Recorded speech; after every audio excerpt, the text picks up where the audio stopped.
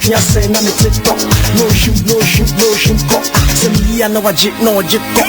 Now me drink say me now who change, now I'm fair change, now me more. Say oh man the one billion cry, no we the ones to keep by no name Nico. 50 people, now me take one. Send me man, send me a put up. Say me dia to na come and Tino, DDT to see so.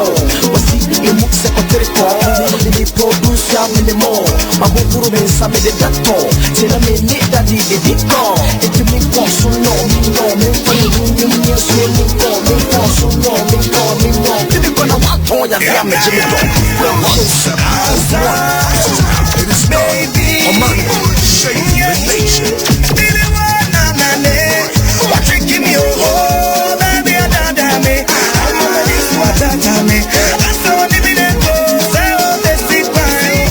I buy your baby your dad my best me. I'm me can't my see I know face. I know me pass ya go the now woman one.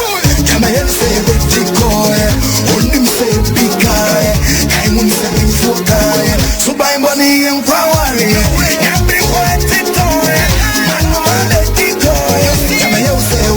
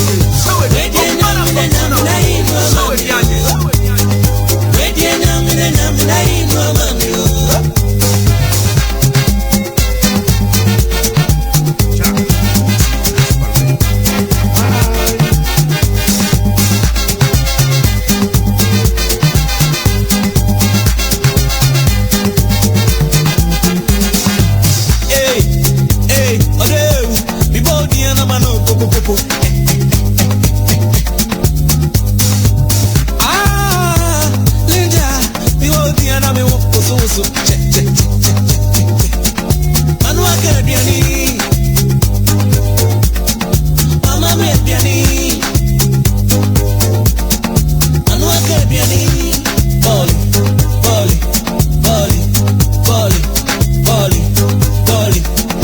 Manu akabiani Sanya bonye boni kentenwa Minimum Brian minimum Oh do ya me danwa Uswe danwa Oh do ya me danwa Uswe danwa Yemena amitaru Oh do panyo Yemena amitaru Oh do panyo Wedena mina inwa mamyo Wedena mina inwa mamyo Wedena mina inwa mamyo Wedena mina inwa mamyo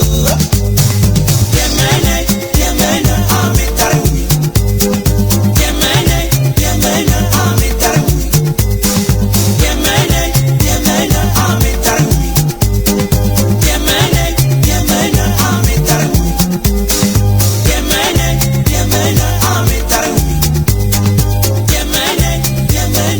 Omana from Suna Utie, so niaje. All the hits and more.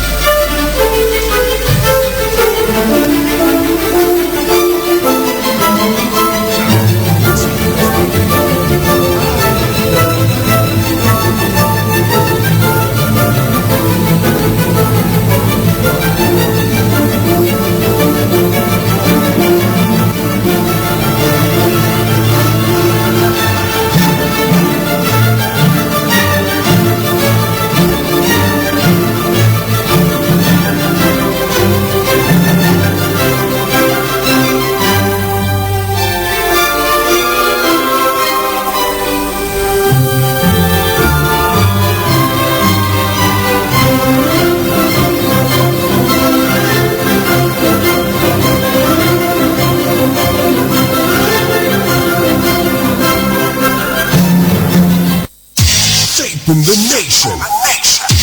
OMAN 107.1.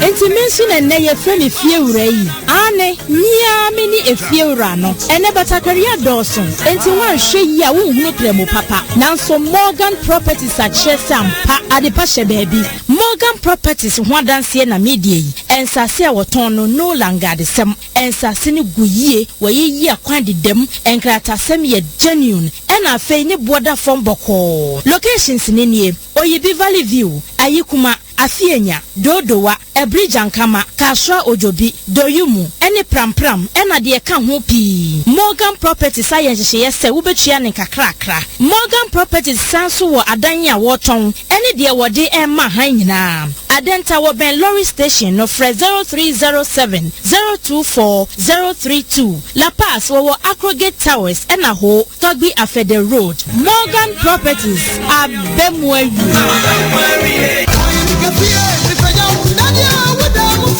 Hey, phones near Franco Trading Enterprise where the appear Kayampa a bia so wolf now where the Yankana Metodiaco Nani the Bruno no Franco Trading Enterprise near Omudamufua Atukua Mumra Metubin Koton Muamotoba Kumi and Nimiansa Musumina Mumra ye phone repairs in Nabi Jamia Namiatin before now so Franco Trading Enterprise here no sign Franco Trading Enterprise Wada Braka Yani Rosie Bus Stop Nedin Shanimu and Kroma Circle ye Beldo Right Building no also ye were Oxford Street Ebe Ecobank Tema Community wa yani Waterworks Nedin Shanimu Hachon so ye were main station wa Medina Old Road yani HFC Bank in Nedin Shanimu website www.francopost.com 0302 225 651 and 0246 422 338 Franco Trading Enterprise Omudamufua Falls Papa Pie There's not a charges in town. You want to buy a battery?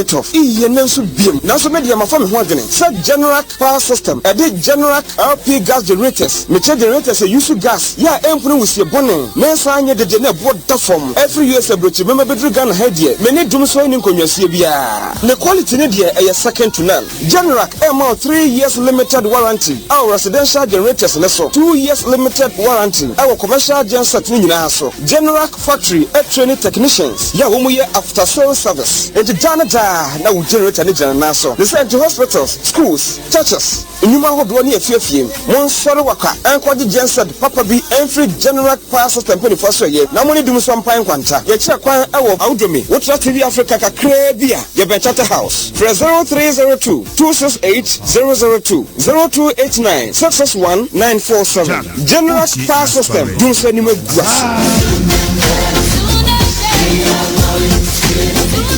Where your body and insano near young cottage drum ran near Habina, Habai will ram until do to a cock of Abba. Oh, my no, Coco Sasa bro, no, and then near young team, no, yes, see the emergency thing, the try have malaria fever, no, typhoid fever, no, listen, what to warrior then? Yeah, no, do trauma lamix, the 1 minute dear, on a nina yomra. What do you need? I try have back on me. I do try to test you. I want to mind how what you want to buy a new pebiato, a pharmacy, herbal centers, any chemical shops or Maya Fanina. February 2 our home 2 so 0208 161 800 and answer 0242 665 154. Na me kai mo say and mofra when you fear do me no sanso na apen for any matter ya woman kwadano for timi mfa Naspa Red. Awas Unisex boutique from Osamumra Okofa Niema Papa Fefra Broche Aba Ebia so the 10% discount atoso. Awas Unisex boutique wade Emania Maye Italian leather shoes aba bags and slippers are abasu bebre na aba Mary-Kay cosmetics custom jewelry designer perfumes and so ade bebre aba mani mema mo nine so pa shoe plus Okofa biaba abema wo quality Italian leather shoes Tesa Peter Ascot and Nicolette no mo de biaba afi sandals belt khaki trousers jeans Italian shirt and quality designer watches and so on their back amount for quality and we hear more. Our Unisex boutique say our aftershave and the colognes they say Givenchy Lagerfeld and our oil perfumes. Our Unisex boutique say 10% discount at the Nyame Nyina. Our Unisex boutique was Jowulu Said Plaza ground floor I Ben Jowulu Junction friend was 763234 Ebensu Watesano Ebe Police Depot North Kaneshi Road Nuso Ehofre 223458. Our Unisex boutique a be new branch about 50 meters from MTN Junction. Ano kwa sesi yadie etipaye kaka eni ya waduma dindi brandi pedriano tumi madasani kampemwa wajeni huenye entimi wohoi samete ya ubia womeni pedriamwa menum Pofinac ana Pokumol Extra diclofenac sodium ni paracetamol no akabo mudia yo Pofinac ibuprofen paracetamol na caffeine so no dia yo Pokumol Extra enti noemi enu nyina to yawase ententem so ukoto Pofinac na wanya bia to Pokumol Extra ma yehuna mani afichikromu so ya de ne menstack pampa mafichikromu ya ofri ni pedua so de wo so afichikromu no menstacka osre Pofinac Pokumol Extra ene menstack nyina ye pokufama no panu bia enye na omami pharmaceutical shops ne chemical shops ahodo mu etufo mfre pokufama wa 03220 64220 03220 64221 encrying 0302 972223 pokufama ya pamu de fare by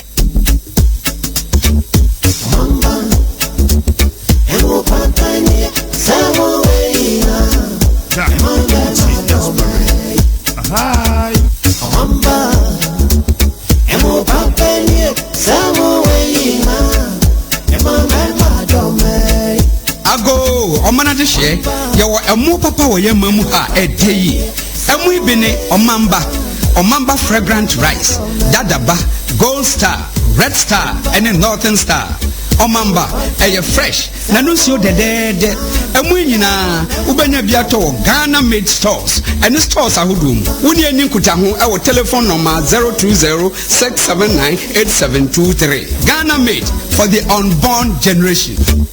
Omamba emo papeli sawo weina emo mema dome. As the sun rises Sunrise Organic Soya Milk. The soya milk or body driaba soya one year the aye. So the good tea and now kokumwa and boapo. And the Emma Ebusiano Pediani ye crabesha kasa. Omega 6 ni trainer a woman one margin calcium a woman in some man was saying any don't pay me yet in ye. Apo mudenkwa. Lactose nim inti obia to minumbi. Na Vegetarian Society wo UK aja tumpefe furniture bowl brass se. Sunrise Organic Soya Milk. 84 for telephone 027-444-0180. Sunrise Soya Milk, naturally good for you. Bawafo osodia no ahye jeans abobet tawe mese osofo betepe osofo ti amawonte kania na white ni anase no de puan wa me so se dwane me kwato adum W&G capsules ene ne mixture benom ya white ne ekokora no afi na pon ko pente adum W&G capsules ene ne mixture no me hu se eye adwuma pa se de waye obesima number 1 na me so me be ma menum bie no me hu infections bia bio enti da bia wo beto bi da meto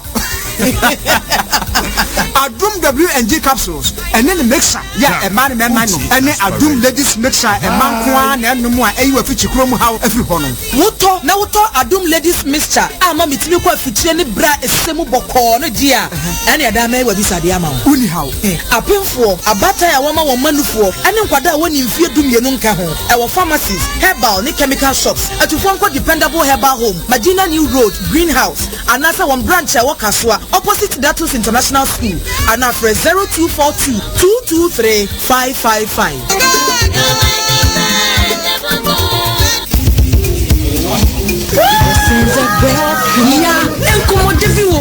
Missy, my yazi fresh. My yazi, boss me. Young Crawford na releasing Yaz Country Towels for free. Wow, any be yazi. A new and improved cotton sheet gem, free panty liner, and a disposable bag and so come. That's right, FNMA the bossy. Oh, Joe, who crow? Miriam Commodito, Ade. Oh, he might from Montamocomoso. Yaz Country Towels are for free. Yahoo Domains. Baku Yama more heavy flow. I know you're my line. And I'm here for normal. Yeah, just 100 towels of free in by not straight. And my baby intact to him feel. Ain't no escape from sub bibo. New and improved Yes Country Towels. Extra. Kwabena enne kwa de mi wudi mi nyempo me de nkola ni ko school mi wi mi ko dom ansan ma ko di dwabe no aduane mi wua di so a me de kai be kwana no so a ewu mi ko yan hwa na posifo so akoche me oba ma ha ho faka tan money faka de kame ho na de kwan na wo just rate Chanfo Company Limited city center vehicle inspection aba achimoto new station chi he ya na DVL ama mo ko de mo mutimi kata odi eye adwuma fidi egu ba odi hwe wo hwe na ma wo no eye dutwam kra brake test wo mo eye suspension test light test oil plate test emission test vehicle diagnosis inna wo mo eye na je so mo wie ya na onsa ka road worthy certificate no amu wa ba hima na hi anso mo wo no wo mo ewo achimoto new station echi wonu pe one by shop filling station no fred 0303967248 and I say 0541452162 Center Chanfo Company Limited ye wo krom.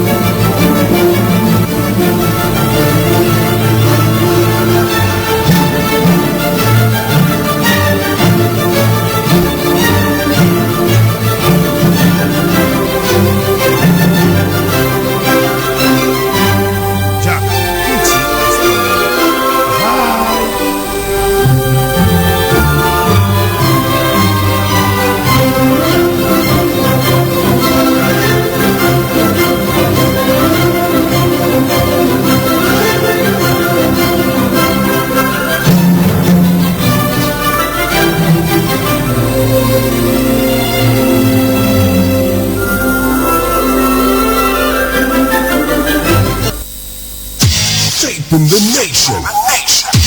OMAN 107.1.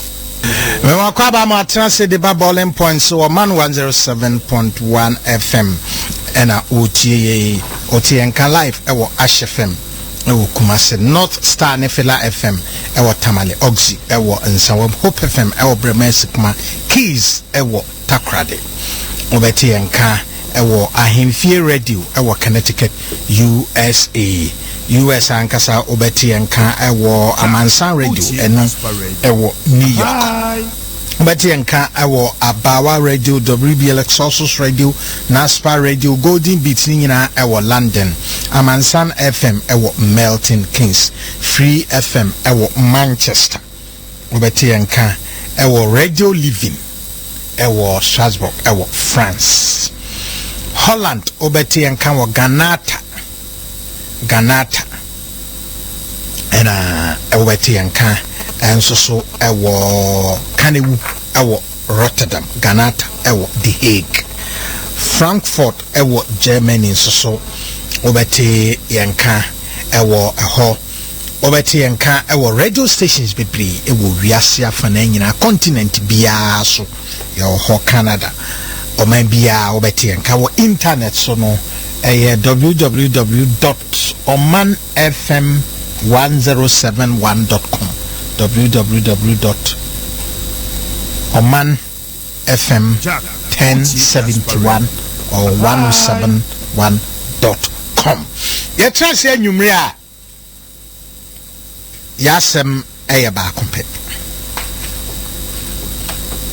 ebi achi bi baba beka nanso no se ye hwa sembia ni muduro ene anibere a esese ye de koso ne ya adwen esese yetimi atwen seso a ya tenase ya ye no saa panimfo se uye ho kokuru a yetwa onyunu na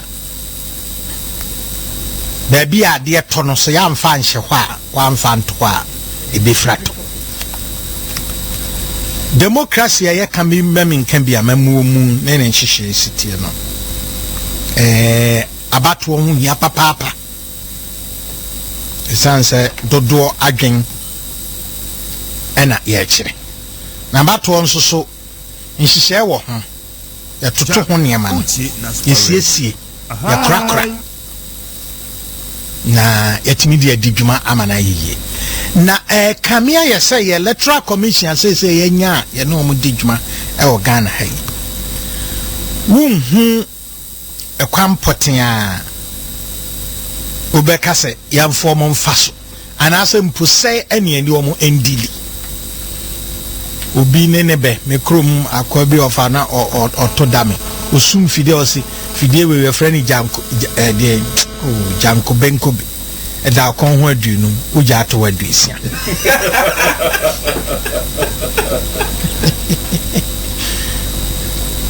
lodu na da kon ho a o ka ya aduनु uja to wanza aduisia enti ani yenya ne dai na mibusa se Ghana fo ekwambe na yemfa so na ye ne sa electoral commission eni omu didwuma sese ekwambe na yemfa so eni omu ndili abato nhyehyeye esese gidie bam esese amanyoku ahoro na aka ni nyina no etimi enya awrehemu se de ye kan yampa ewom se IPAC ewo ho nanso kamea ye se IPAC meeting wo kwa ye de aye announcement platform just electoral commission ko hyemu a wo ba na akwaye se mo akwa sori awie na sofo be ma mu nhira no na wa be ma mu nhira no oko enti enye platform ye de jadwenche na electoral commission ankasa sebe kanza o court o Supreme Court nkrofo samai no a odi asem adie na omo ko Supreme Court a ya na omo koka e wo judges nanim as opposed to the omo babontia no more ye. But once again, asem no me bono tofa. Me say ekwan be ne emfa so a ye ne sa electoral commission fui entina wo krom ha na abato afi mu no obia akoma entumi entonegam asem na no de ka ho ni nyina no ebeba me mo akwa ba de ba bowling points bi me ma me ya technology proud sponsors ye wia na ye dem komo no frase mpacho obetimi e de text message and now was a papa 0274205453 0274205453 and I send your email of akeke@gmail.com. Me dindi kwabna kwachi betumi from about 10 team me da sedama ya mofa boachi se otenemu no hwe kire na no ewada na yetoa so yaka eja agum and electoral commission yanza njrofo njiamu deputy one of the deputy commissioners and our address here ame George no poku amankwa na adu yenye na nenenu a okekan ye no ode yentie bi yeni kai entie de okan oh logo no de ombe change your logos there omo change your location ya but the questions were high bebisa aden electoral commission omo prepare some be move into NCA building airport obanya no nko you see in 3 months time be hu say be bibia fa abato e hu no so any bebia any sensitive equipment be wo mpo private company on be play any role for electoral commission. They are moving their installations to certain places, certain security zones. Yetima mufui bien to me electoral commission so itself is preparing to move into NCA building omuria na omwaye omwa 45 security wise ede ayeye niam ntino yebabusa yemfa seda ema Morgan Properties ukọ mo ncha benya asase a emanso ni ho asase a eho asem edadin na watomo wa denta main station ona wo de cosne flat ho no after Prudential Banka many faso no more Franco Trading Enterprise woman is a phone papa fee pa baby abenya phone papa original and in accessories when your laptops and so then accessories nini amahoro nyina ko Franco Enterprise aseye ewo mamu bia Franco phone Ganiva battery omo ekoya omo asaba Ganiva battery kane battery na inini wo mamu na udisi uka so reliable nkuja akwamu na eche no ekwa asaba 37 Goil filling station ena omo ewo ukwa nipa bebre so ho a ubetumi asa yemfa da ema don papa jinsi bitters ne passion bitters na it's a Kingdom Beverages Limited omo aseye ena ewe ensa aya appetizer na ema hangover bia na eno ena emrantie ene mabawa ene wonga odo ho aso occasion ani jani awrehomu nsa wode edi wonjuma no adutwumwa bites ayesronko papa na busasa de nti na dro ba akopɛ ese yewe de bia meka esunu de womu ntra esunu nimdi a omo ye no omo wono adutwumwa bites yare a esa no edos papa General Power Systems and my Generac LPG power generators.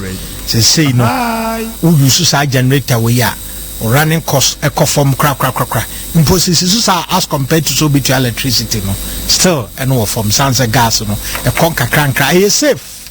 Mwabeba be install I who be bia ope amount M for her bia emerald. Esisua isuboko adena kase so be kase washing machine nso na badwuma produce electricity at the amount yemfa asida ema Ghana Made Company Limited, a war-winning company. Be and Yami say, you talk Ghana near my ye. Messina and says, I won't tasty Ghana Monubia.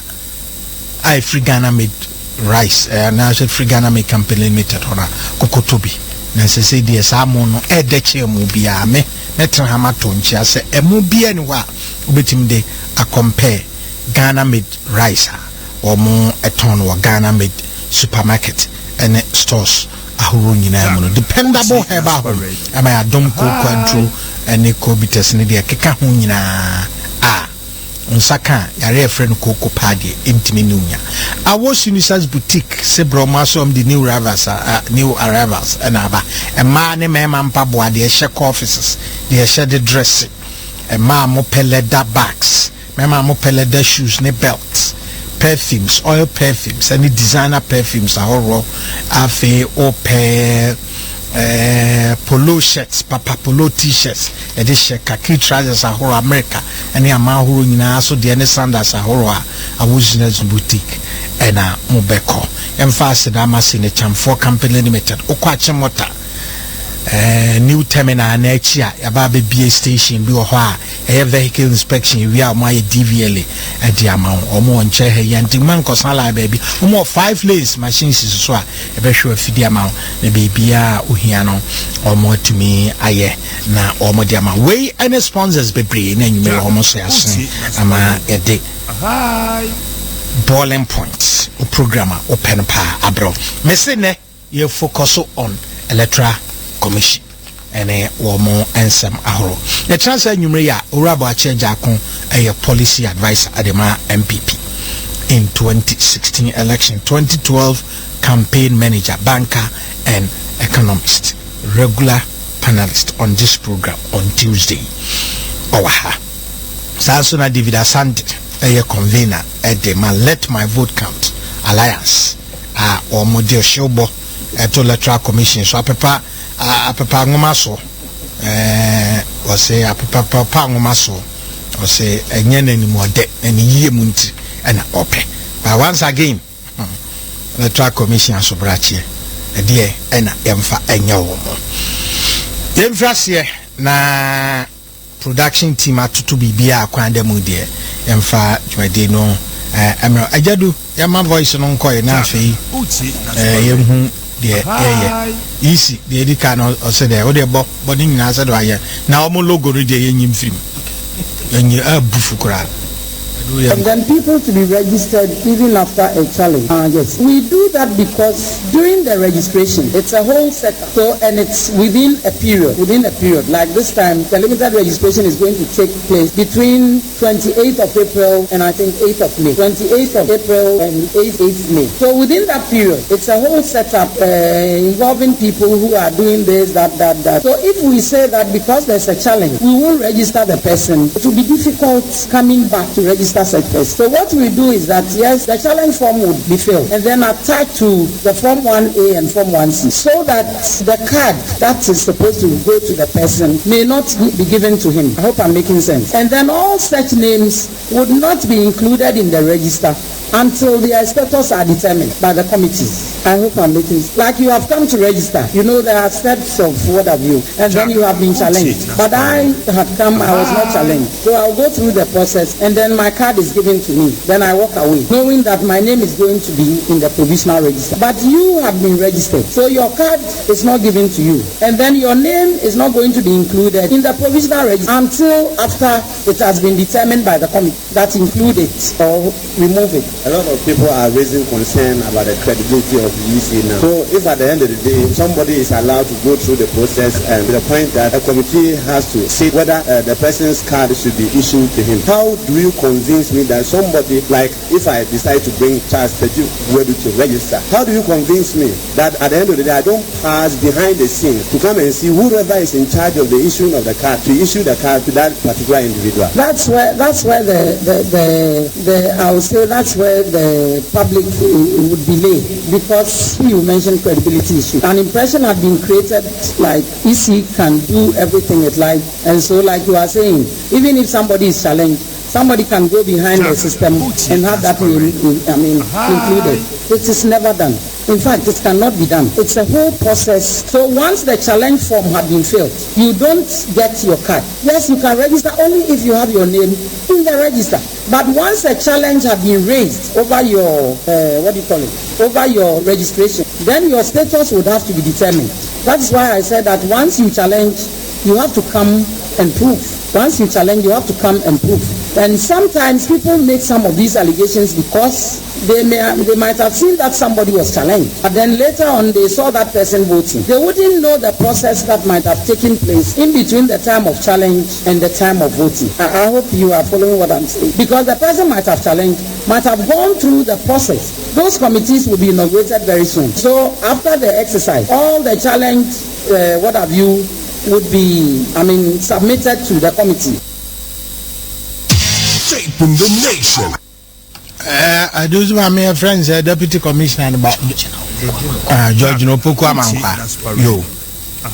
Mama Wena or make a comment be say is about Afrobarometer report about say easy or more nipa more than 85% of Ghana for Zomin your money. Why? Some amount never cancer I reckon. Okay. I tell for near your boy electoral commission, Oma and Central for Shemu and NTB. I feel almost see STL no. The Interior Minister Bekai someone the transmitted result at the electoral commission and Yanokre and Unzuni. And the commission had never come out to say that what Dr. Farijan put out there was not true. So whatever is coming out, that's why the commission had not, because we had given our position and it had been made clear all this time round that the SPL never transmitted results of the commission. And the electoral commission has not been quiet on this matter. We would come out appropriately at the appropriate time. Everybody will know what the electoral commission is doing. Currently, yes. That's why I said initially that all that the SPL is doing for, or that's for EC, is that they helped us in buying the biometric verification, biometric registration, biometric voter registration, the BVR, and then the BVDs. So as I speak, they are the people who are working on these things. The BVRs that they helped us procure, it is they who service it. It is they who program it for us to do the registration. And then on the day of poll, the BVDs, the verification devices, it is they who also would work on them. There's nothing like they transmitting results of election. I can't tell. I was not here in 2012. And all I know is that they service those equipment for us and then prepare them for instance, as we are going to do the registration. They are preparing it, getting the BVR come with certain components, camera, scanners, and those things. They fix all those things. November 2016, yes, they are filling.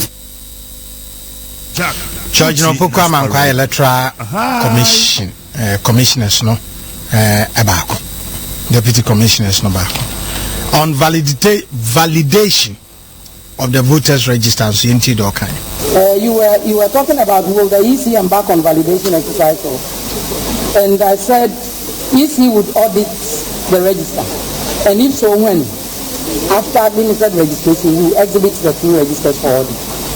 Thank you very much. We answer. In your voice, you were talking about will the EC embark on validation exercise, and I said EC would audit the register, and if so, when after administered registration, we exhibit the two registers for audit. Thank you very much. David Asante, on this note, your submission. Medasi. Wafa komna. Yeah. Mema wajo. And you made me wo ensemble break kapa. Yedamase so any akwenya kese pa modi amayen. Yechia etiefo.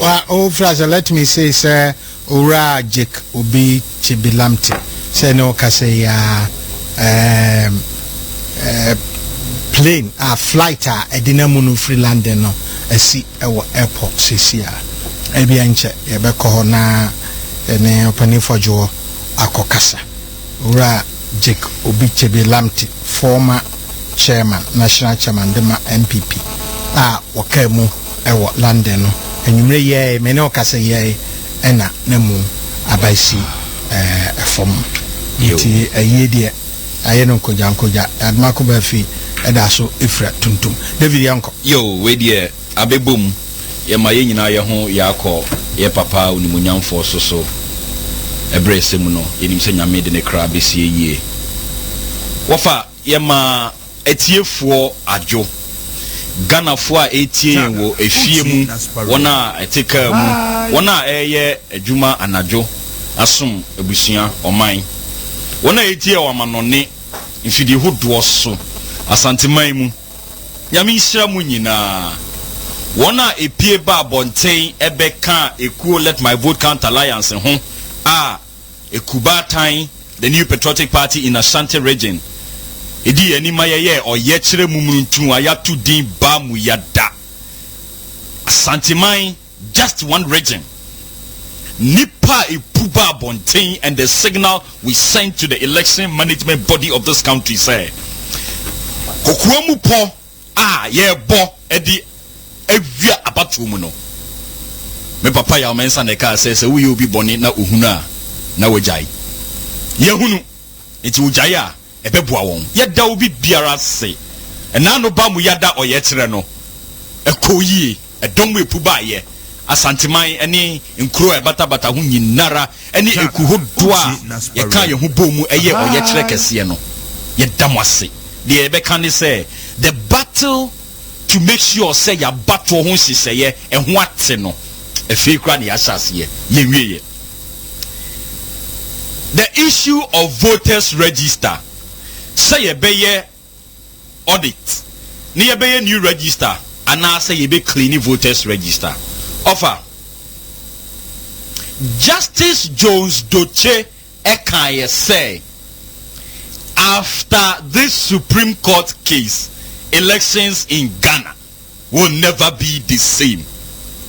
So Supreme Court ekasa eye ose after this Supreme Court hearing on the election petition, elections in Ghana will never be the same. So ye Ghana ni na utie mi a bisa won say a free Supreme Court the year 2013 and the best the year 2016 3 years and sisanya papa bena the Electoral Commission of Ghana and ye go akwan mu ebe mati maimufo abotoyem say asem na Supreme Court kan ye no the reforms that the Supreme Court proposed no ye dia adwuma ya nanti edi asem ye ho afafa ni achewachewa efedie bebia ya bedru wafa mami ready the MPP's press conference I want ye me say January 14 for baby press conference MPP ye after 31st ye da sorry ye bro nyemu ye tu electricity mu tu ensuo mu ade chi ye pepe na committee of 5 report no won dey betu dwa the new patriotic party I want to hear the principal political party I want to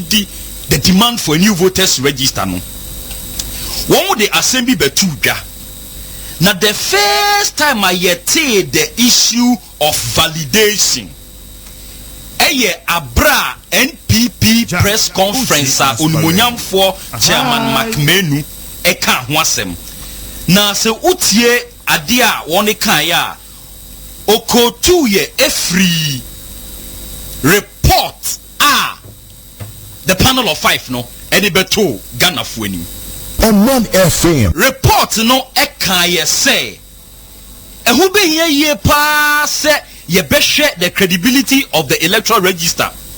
Now if we continue doing it said ye abribia ye no na we do not expect to get a different result. A free 1992 we Ghana ni na wutie mi na watu about ye watu about penya. A free 1992 ye abatwo ye call democracy ye sala ye koto aba eyo mampani kebi mami kebi di besin ne abribiara ye betro ye di say ye koto aba no ye ade a friend no exhibition is saying ye bie voter register mu ato ho munti asem yiye na atro adifuo bi eseka so fita anka won the djuma ne say won be ka sempa and they have become anti-validation apostles. And they move from one radio station in Accra to another radio station in Kumasi and another radio station in Bekwai. When the Jumediani say they have abandoned the gospel of Jesus Christ and they have now become anti-validation crusaders and campaigners. Exhibition is saying you be registered in what whole police station I would throw within and a registration center I would throw within. Me ba na ma behe me din eno the team notice board no David Asante police station number so and so Assemblies of God Church na me throw me din eno ano no na go fie. For the information of listeners, a free 1992 debate nessa make say 5% of voters are wanna throw with din and you be register mutu or say one in co police station and co MIA exhibit on the din one ko 5%. It is a way election management body ayama utumi say boy abato ho ban na hwe kukuhwe ase a yedi o man mu ha efa the issue of voters register ho na say your solution to cleaning the electoral register exhibition yamfa yedin tare dan ho na wo behwe David Asante and the tare ho no na be come fie. This is the proposal and penifo se yamfa cleaning register mamenka rehu sembi memenda etwa mu na me wa Asante man mu abra ye ya hoboakọ bamu yada demonstration openi onimonyamfo ne mrase bedwani a efre muntaka ba asawase asema o kacha asawase fo ne se munja MPP fo dede a woni ye no na ade a ye frɛ no exhibition ne validation no ade kro Nigeria for friend validation yen Ghana for the ye frɛ no exhibition ade baako. That is where the propaganda and the lies started from. Lo and behold, asofo de won ho agim. Men of God who have not yet exhausted the gospel of Jesus Christ. Monka Yesu Christo nkwaje sem ni wiye. Efeide the gospel of anti-validation. And I wanted their bow on the boat. Minia. Jack. Your friend is saying Supreme Court on the 3rd of March. What's now saying no? The justices of the Supreme Court na onimonyam fo a your friend no Madam Georgina Opoku Amankwaya yeti ni din sesi yi. E court on the 3rd of March. Was original yen na Supreme Court judges ebisa ni say na nyemu na petitioners ne dia beto ye nimu say the issue of voters register na omusi yen sesan no wona sesan woni gina bia na emomu no report na eba ye no it makes a case for validation. Ghana for mami ntremu the difference between validation and exhibition.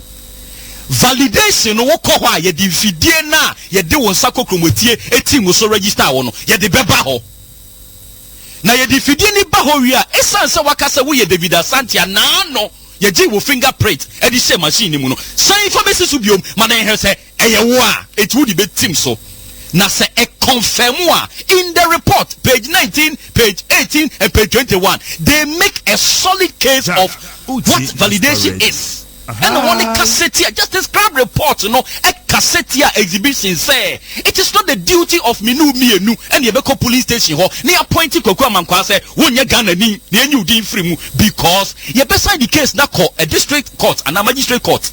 Now court lawyer atna and a judge atna so it's one cassette the process of exhibition I be clean register no and they went forward and when making a sound proposal say and no extend the process no said ye be ya ye din fidie ebeba ho na wo de wo setting so a and they use the word will be validated.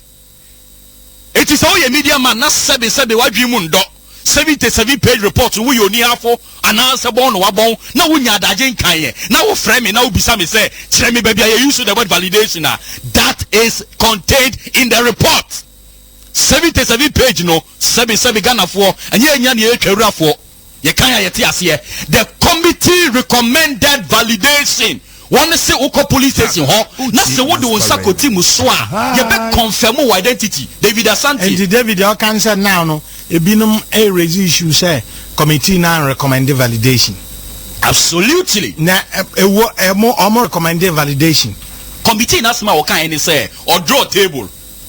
Se Ghana fo ebenya daji a next time aden na mom fa committee report no na mom print mo nchiche mom obi anya bi ofa kwa plan se me no ka say odi make point se me no ka say elect my vote count alliance e me feel say kamo ko ba bi anso a relevant page na what ye be press conference as say kura ye be display baako one ye ade bia ye friend juxtaposition one the exhibition to benkum and one the validation to nifa And what it say the exhibition be ye, the validation be ye, because the exhibition and some unfolding sorry free some mumba. Meanwhile, before that, they stated in the report to say there are over 584,000 ghosts. I won't do register anymore. And it's a exhibition and some unfolding sorry mba. And the chest only do and the pepper. It is some unfolding what did be womb. And they make a case to say validation automatically. And some unfolding sorry bentino, you better delete one ding. And they recommend validation. It is all of a sudden Supreme Court Ebetnasi on the case on Thursday. A fade and penny for a cotton as a museum penny for me, including the 90-year-old learned professor, VCRAC crab. Ah, what's not a semi so? Aka and nan nayos and nenum. I'm a Supreme Court a ruling on whether or not we need to validate electorates and as voters on the register. No, all of a sudden the 5-member panel one at on Wogu Radio so Ghana and they have become apostles of anti-validation. Or penny or sofo penny Asante. Emmanuel Asante Osofo Ojumani sa obekan sempa waya doye asha sorima Peace Council class and bata wojuma ho afraid all of a sudden the man of God has become an anti-validation crusader. Ofa the man assembly ye hu ye pa ni say after they make the case for validation, NPP did a press conference on the 14th and said Pano validation na mo kan wasem say ebeboa no yagye atum every January MPP year press conference a major political party like MPP a press conference I can say validation na mo kan no yagye atum panel of 5 at nasia shemo ayen shehan busumi nayechi all of a sudden Thursday year be Abu Ramadan and Ivan Slimako versus the Electoral Commission. Yebedi asem no ewo Supreme Court. All of a sudden, and Penifoya Base, yanka validation wasem. So, Anna David, Anna America say, validation no more kind. Bring Mumfa Wenubi. And Kadian Chesa Yanka Thursday. Obi am say court or more, they will not be influenced by any external will be there. No so one kana I will report them. Make it known. Monsumon family case in court, the court of public opinion. Na monsumon ma because documented there. Entimingra. Unless one catch them say 77-page report and you are money. Make it available to everybody. Munim court to know court judges no fear cry. On sorry ne kwano na be 10,000 copies egu kwano. Flyers fly all over. Okwa sorry amomfa nko tata omo. Momfa nkuku toto momfa everywhere no obi anhu baby anokrenda. So mkokotena ho. No mse am pastor validation ni mo. Ye nyina se wonyame anim. Wofa, mami nkotu except of the report entro where they make the case for validation. Na unim one the table ebeto ho. Table no baku obenkum ena baku nifa ena baku free na de won free ni ye say ye new register de wo benkum ni ye conditions ena wo de nifa no ye cleaning of the register now here table 1 or say those who visit the polling centers and then they will get registered onto a new register that is ye new registration and when you are cleaning the register through validation as I want to come say the record is validated and retained. They use the word, your record is validated. How can you validate my record if you don't take me through validation? What did the mention say? How can you validate my details? My details say what? My bio data na a good easy mo system ni muno. I would machine abesi or say David Asante. What's your register na no? O bio data e wo machine mu. And ye fa unsako kromotie ene won sanum no. Won satie no magu machine so. Ma me hwe say e wo machine mu a me de gu so a na aba. Correct. I come in person. Now what validates me? If the committee makes this point and this case in their 77-page document, now we are not so far fita at the radio so now penning for mu preaching peace. You are coming back to tell us that no, we didn't talk validation. Then what did you say? Who authored this report? Na so for David Asante on na ye committee no mo kasa mafuana anyway me so for so eti wofa they make kamana kosini say apart from say whoa, you say let my vote count alliance. You be a press conference and we will serialize the report one after the other, and we will expose the hypocrisy in some members who sat on that committee. If you can't say committee Juman Ghana, one be Juman NDC. Now can you be a pa? You start here, you see voters register your perform for MPP cards your perform. He said no way. You be before buy no say well, you be cleaning through validation there. Ya TS here. NDC for say validation kwa yempe. This is a me crime yempe validation. Now you pay exhibition. Anything the MPP thinks is the best way to have a credible register, the EC of this country must rise up against it. Say make it sense. Say make it sense. A free MPP on Kwadia. If I listen to the MPP, who end up having an elitist register. Mwakano. Basa noko. Baby Ayedruno. I am making a passionate appeal to the judges of this country. Where we are now, Yentinasi, Emma, the last pillar of hope, the Supreme Court of the land. Asamna Edahono on the 3rd of March, the Supreme Court of Ghana, Ese Madame Georgina Opokwa Mankwa, Electoral Commission Deputy Bako say, Asamna Edahono petitioners Abura Madame Evans Nimako. Anyone, the lawyers, they have amended their rate at their base. They no longer are asking for a new register. No, validation. Na mumbeki a sound case in your report. No, do it. Do you know what the woman said in open court and the court of record?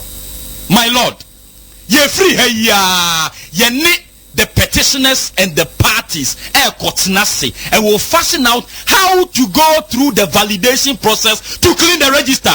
These were the words of Madam Georgina Opokwa Mankwa, Electoral Commission Deputy Chair in the Supreme Court of Ghana. Today, the same woman say we will do exhibition to clean the voters register. Supreme Court let the Supreme Court of the land hear this message. Say they told us after that hearing, elections in Ghana will never be the same. Now, some know okay, the base document electoral register they to abano. Isina ya sobratie 1 year ready so obeya hoshe. The issue is that on the Thursday year bay, the case will be heard. Abra ye kwakotie case na yen shasi impono. The commissioner started a book Supreme Court no enimtia, and it's a serious matter. If the commission can flout the orders of the Supreme Court, and you're not the election management, no one autonomy, no, a yatra one in tone. And today, come on, a question is for those of us, say the electoral register has problems. NDC 42 said there are problems with the register. MPP 42 said there are problems with the register. But the solution, no, any exhibition. So, we exhibiting voter register, no, and cleaning, no. From 1992, exhibitions are and yet 2012 and some you got to about with this register no exhibition you two about we no now some of 400,000 di wom yam na me kan report from Justice Crab on the kind I said there are over 600,000 ghosts sitting on the register, even though previously before we use it for election we did exhibition. So how do you come back to tell me say we want to use the same exhibition to clean the register? Me say Obi about the Electoral Commission executive manipulation no you too much, but we will rise up and speak up. Mamika Sembi, you were filling station be London abontin so could now on a CCTV camera and show say now punching out bufu anywhere inscription kit will be over either you pay here or pay later. There is a friend said love will be over you bet me the agitation bedroom. We can agitate and call for a clean and credible voters register. The commissioners can decide to listen to us, and I won't be decided one in tea by Bribi Beba. Metusala nye Mambetono. A brilliant in Castle. They may come and say either you listen to us today or a Bribi Beba. My way, I'm over free and see a sinkunya. They come and no. David Asante and Wayano Boaboa for a Dema pressure group. Let my vote count. Boiling point uti through OMAN 107.1 FM, Ash FM, Ewo Kumasi, Achimansa Radio 96.1 FM, and so Efa Ewo Achimoda Uti Ewo Guan Radio Ewo Enum. And the affiliate stations be bree Ewo Amanone and Umaimua or Mo FBS and ne Ekamba to Ekakwabatum. Electoral Commission omu dwumadi ne omu ahokeka na kwamben so asetena bɛyi ɛna ɛsɛ Ghana for ye na omoto Robert Cheja akumbacho nkoso ova enumre do ase se wakmama kunya enumre so se de meye ne da no watiefo de ase da PC na ye de ma omo se enumre bia omo wen won aso etadin etie nsem a ye hwiego ponso ebio se de meye ne da no MPP party mamu hia ye da mo sensa mesre from polling station for nyina eba national monkoso enya dwumaden enyina ye church gina pa ebusua bia mensa wo ebusua bia dede bebem nanso jiwa busua di se nietie bia no yesi nkonwa eka ama meyeji. And I will forever say my party, right or wrong, I will stand by you. Kwabrana no mechia minuama na me panyini bi ofrem no ze he wagini nya adwuma wo na unuama na wo chia wo mo kokurasa sad chia wo mo no sunsu mumrem na obi hu se mpa wo nuama me share the boss metinti emambe ni mfono see a mamma body ni internet de ni edikan ye ekuya du fie murasa kusi okay na bedi e kire adwa ko adu murasa ejako okay eno omo ka kire akosu ejama murasa ejako kosu ejama de otabo ndin minuama madofo mi chia mu bebre na mekana sa na mija ye ka kire wo mu anha oni mia ye fight enti eno ka kire kobra champion honorable Emmanuel kobra champion ojako woso kosobo adwuma kobra answer na meba wo questions niema mienu miensa bi mashabo se da bia meti NDC for atro any one trickesia wo mo de nam ye nkurase no kobra mekama etiefo nyina atibi sani ebeya e betimi a confront o mama o mtotwa kobra Dr. Bawumia oyese oko tertiary institutions a wo mo de ese bi o madwumu abie yanyini universities ni ade mo twintwa na name se mo sini kwan ene NDC for ATS secondary schools senior high schools na message me count 9 message madam fu bi baba fi o say eh asemo ya di bedi e ha asemo NDC for the nam senior high schools ne say OMAN FM MPP for see ya ba senior high school de be san dia ko 4 years nkwara nso pentemo wie na ye de be keep the 3 years enti motoma wo mo a you are mo de mo ho ko 4 years I say I mean what kind of seven previous rubbish is this nenti wa wo ko gina sa secondary school na wo kansa se susuan pa ana mpaniam pa se san koda no o mu nya 4 years for small politics intino na o ko kansa musa yeah bibisa no ya munjai mankoda no mu kika na panyin a sebi wofu dwuno won nananom anyway neto so mi no kwabra Volta region NDC for a form 16s and no more ati won agum na nsem ne bia wo mo de nam no kwabra nya fine mi hu party bia gise yentiti temamufuo mu yenkiche wo mu enkeka won trimum say wo minister na no eskabi fa wase a wo so OMAN FM Volta region say nanado se Volta fo nyina ye Togolese enti yenyi won free registers where did nanado go and say that? Why should you go and say that? Ubakura is a member of one of the honorable professions in this country, Ghana Army. Oba. Honorable profession Ghana Army.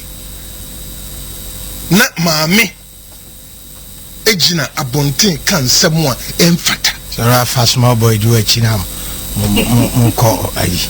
So no. Uko shopping in Italy. Ah, vaudi ndi minimum. Oh, minimum details na pa. No dije. Ese upusu no na out na kanka. Italy ni seat number on the Obuabere wanso na oti abakuma oti abakuma.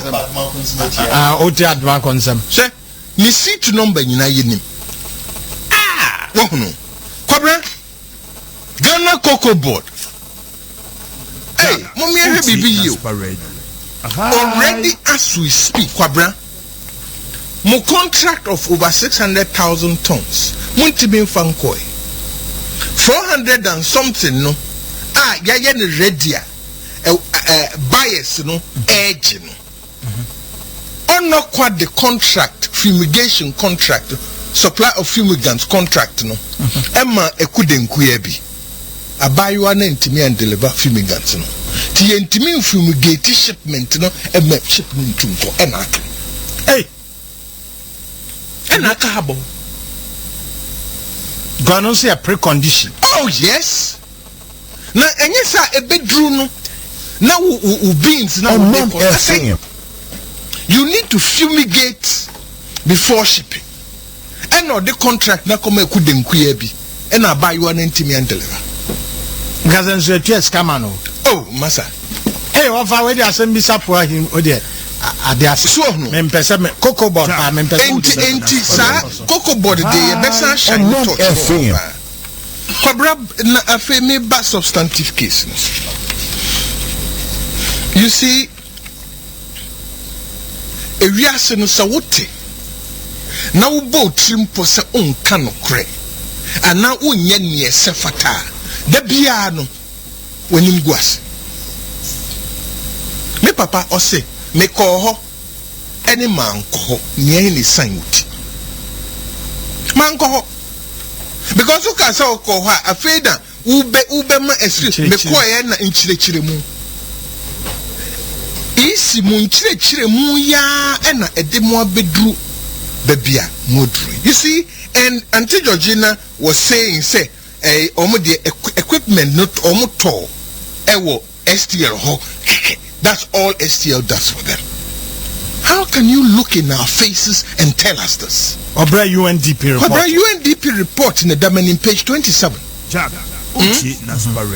Outsourcing, say, however, the voters register database is outsourced but housed within the EC. Eventual difficulties in the management of the IT systems undermines the EC's effectiveness. Outsourcing IT solutions leaves the EC with limited IT capabilities. Where UNDP? UNDP Institutional Performance Report. Yes, August 16, 2015. If you outsource database into a storehouse, when a database management up keeping the database refreshed. When a you see sometimes the database transmission database and then the management outsource. Now you see me STL. The yami say people like Auntie Georgina no. One be say na ye bi and you go from her and no you do de akwada he wo mu yi ne yeri. Eno na yami yan. Because a chrome hano there are excellent, knowledgeable, respectable people. Means make us more than them they certain. Of course. Why? Jomo sabi adwumudoni nyansa be no mo che. Me ewiase ya dem abufu hwe Ghana fo anim abeka wo. Dem abufu kese ne se. Onu a tibon kusu bi a onu edi trochiro.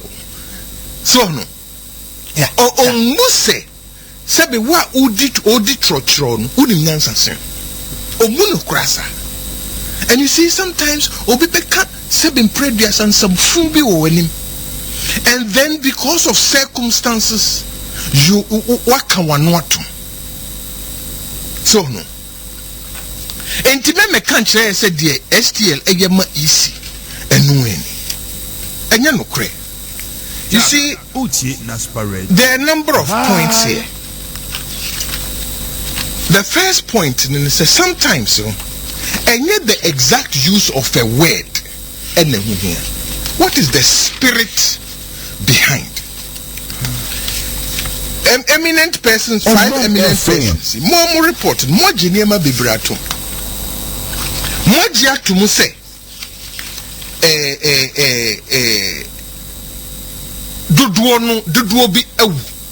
page 14 of the report. Implications of the 77 findings. 77 page report. Implications of the findings. Further analysis of data based on the reported numbers registered in 2012 and 2014 show that there are as many as 580,000 estimated number of voter deaths which would have occurred cumulatively by the 2016 elections and may well remain on the voters register. And now and how say sad situation ni wo ho. Obi betimi abuse 580 ghost names. And how as electoral commissioner and how as Osofo. So aban for government employees almost salaries on pay ghost names was soon or ye validation. Na electoral register intimidating sema kesiye bano upe ghost names was so unye validation. You see, sometimes actions and a big trade me pobia ebio exhibition. This is what the report says. Point number 7, page 17. Judging by the sheer numbers, the Electoral Commission's proposition to display the register with political party representatives, the Electoral Commission and citizenry to identify and point out invalid names is not a viable approach. It is not a viable committee recommendation. Report, page 17, paragraph 7. Almost say exhibition. Exhibition, no, almost canon. It is not a viable approach. So, OMAN FM. Then, paragraph 8. Over we are Jabimam. China say me nyabusembia. Me baby awi. Me be 2,000 copies. Namabo. On them. You see, anokradia. Anokradia. Say the betimi bia ya be yama anokradia din. We should do it. So, no credit saying insane. We are the baby. Paragraph. You see, baby no more can. And you're the same. Impending for ya almost trade away. And you want to radio so almost because I said is that the choice is between validation and voters and exhibition. Paragraph 8. The signal is that the system is not effective in achieving the set goals of eliminating invalid records from the register and must be reconsidered. System is a proposal.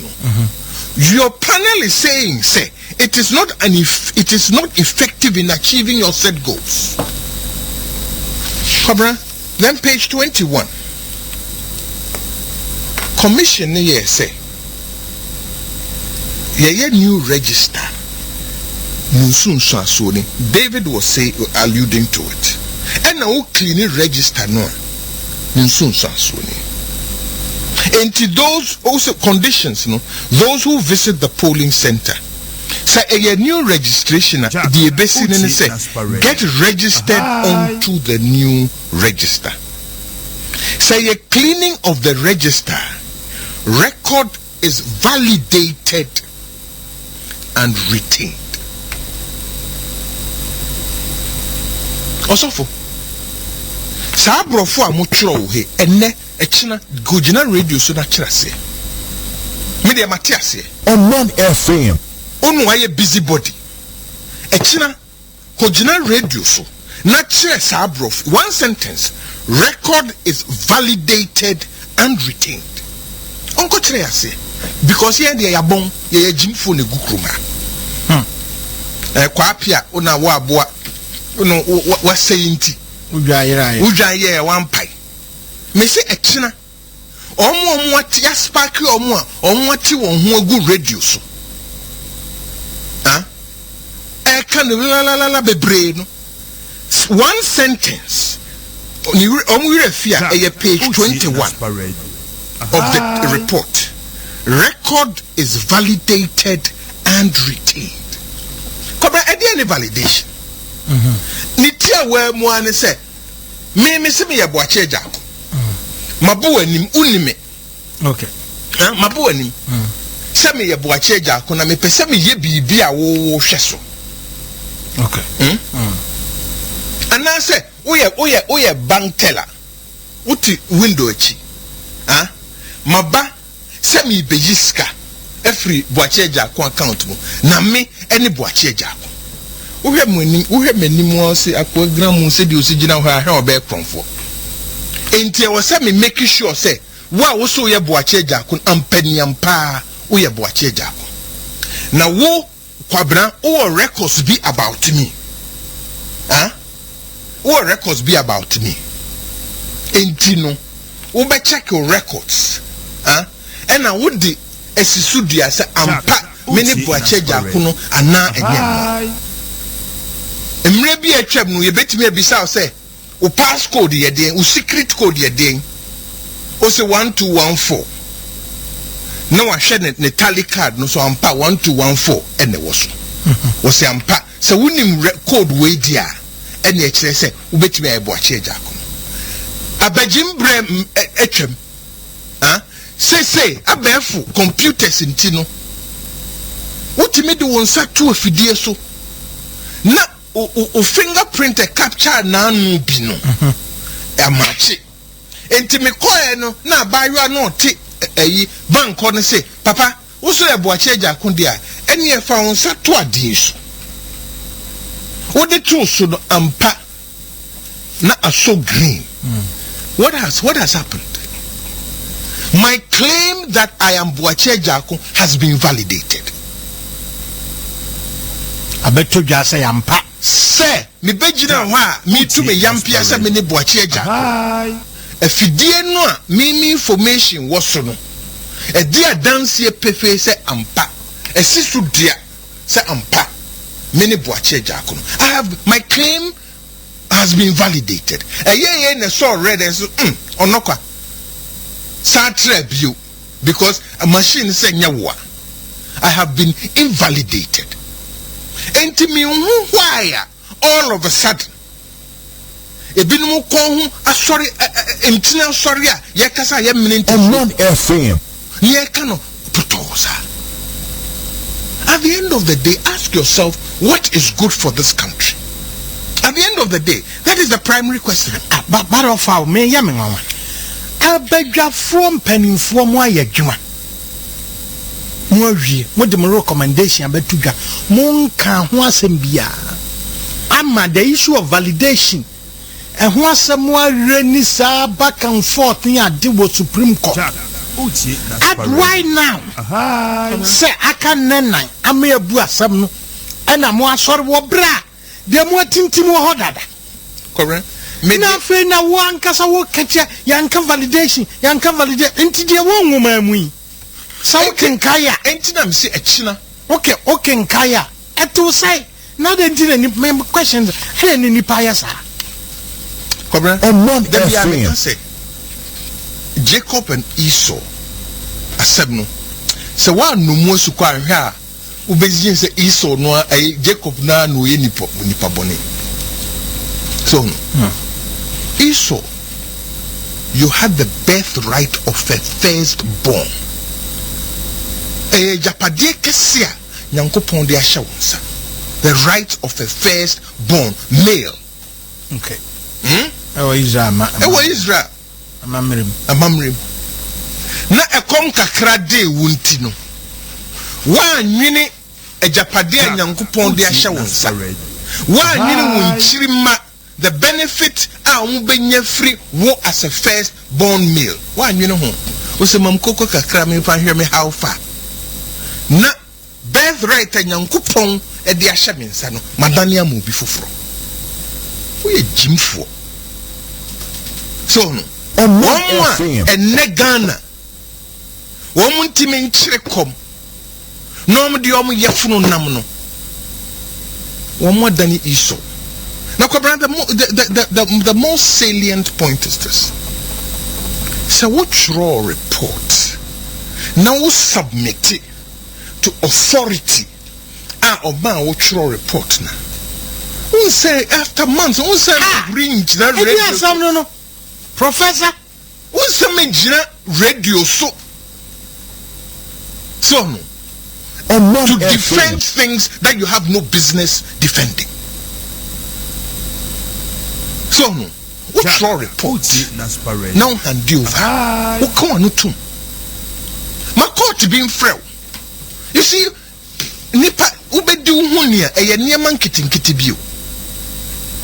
Ubedu hunia anaye di buo bi bema wa.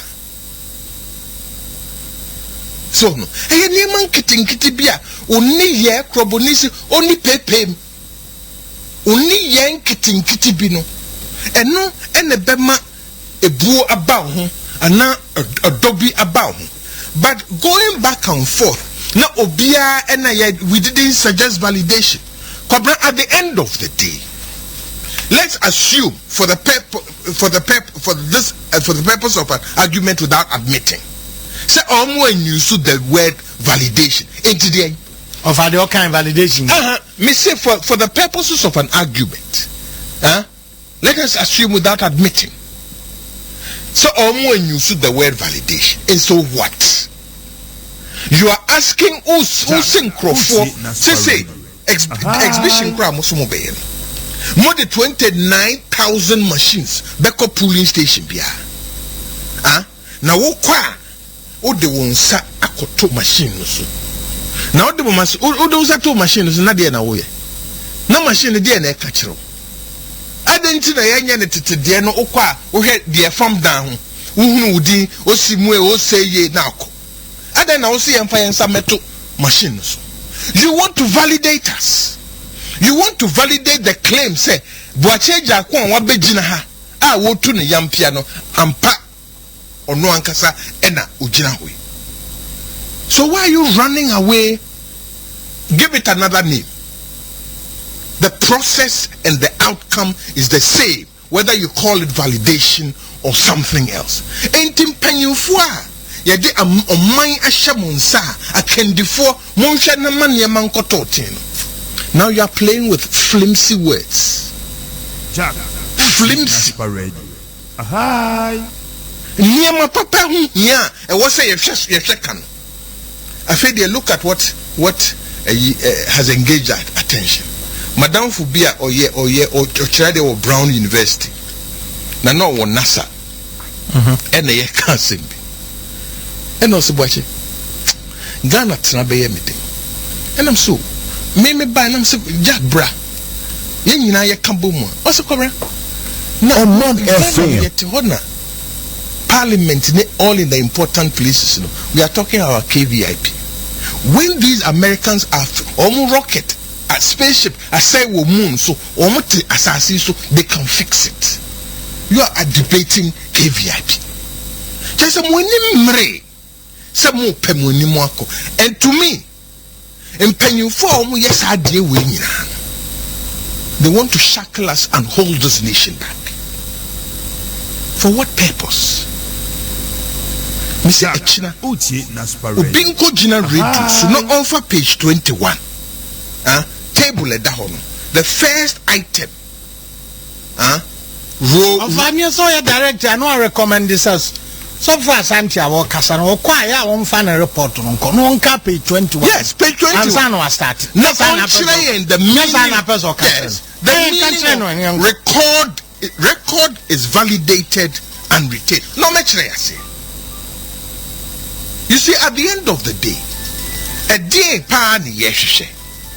at the end of the day a dear party you show memo the show memo han say abato a ye koto no asomdue beba ho na ebekire ti memu for Ghana for wo choice a wo apede a wo koto abayi. Now you see ye betratra ho already tension with Roma dada. Emranti ani mabawa enye djuma nye. Ye ni abre. Obi oha ehyewa banitrim. So no na abatu bia gidie entire chire no. Kwabran ho nsam dos. Abatu bia gidie entire chire. Na every step of the way the EC the actions Emma Timemufo bisa say na dia asemo but kwabran umreso ana so me de me ka kire MPP fo ene say ni etie bia edwumaden da yeso ni etie bia no yemfi ye ni so wo abo ni etie bia no yanyiri ye ho na yensi nkiti eninsie nwamrem enkantam se abanwe ye beto aba etu no register or no register ye beto aba etu saban ye fis because Ghana for bre ye nwinyi enoko ne nam krobo kamera first stop esu jaman na koye nwunai nwunai afede ne namsa no abepie Krobo girls yes project bi wo ho akopie pop so many they had to cancel so no ensure no ejiri wa na ejiri afa uhunu ahan wonsu titensu ani kura na eno na opese eya wogefo but time has come sampanyimfo a omudi nyemani wo Ghana ha nyina mesre wo omo na sorry na peace woni ye na ma peace baw enye wano enye keka oni pepe woni ye na ma peace ba na se wa anye ne ye sefata na obi di mujahye abufu ka bibi kirew so no ana oteki action look me da bia me trust studio aka say me cool me suro ne OMAN FM me ma fam dam ya bomitio me out of 49 people I survived. God bless him, Dr. Akpalu on the gym. I survived. Enti military coup ya fatu num na de no enye me hubio ne mo kwabrade me suro ene ye mrante ene ye mabawa ya to wan saram ehye wani bre mpanyin se wo hwe apapahwe kwa yira ukontokwa mpre so no samrante ene mabawa womu alive every school ye hunu ne ye as if aban so any solution bia they don't care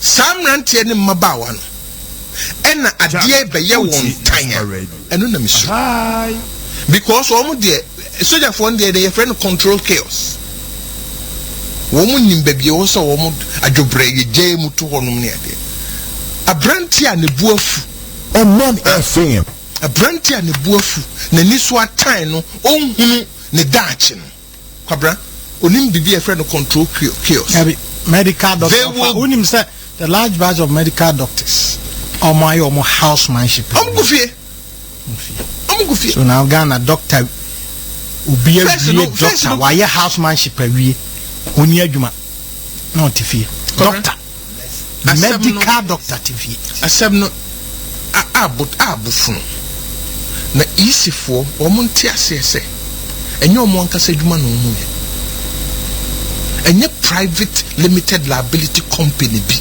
eno omo run so no and they should understand that they are doing the nation's business through its political parties. They are not the masters.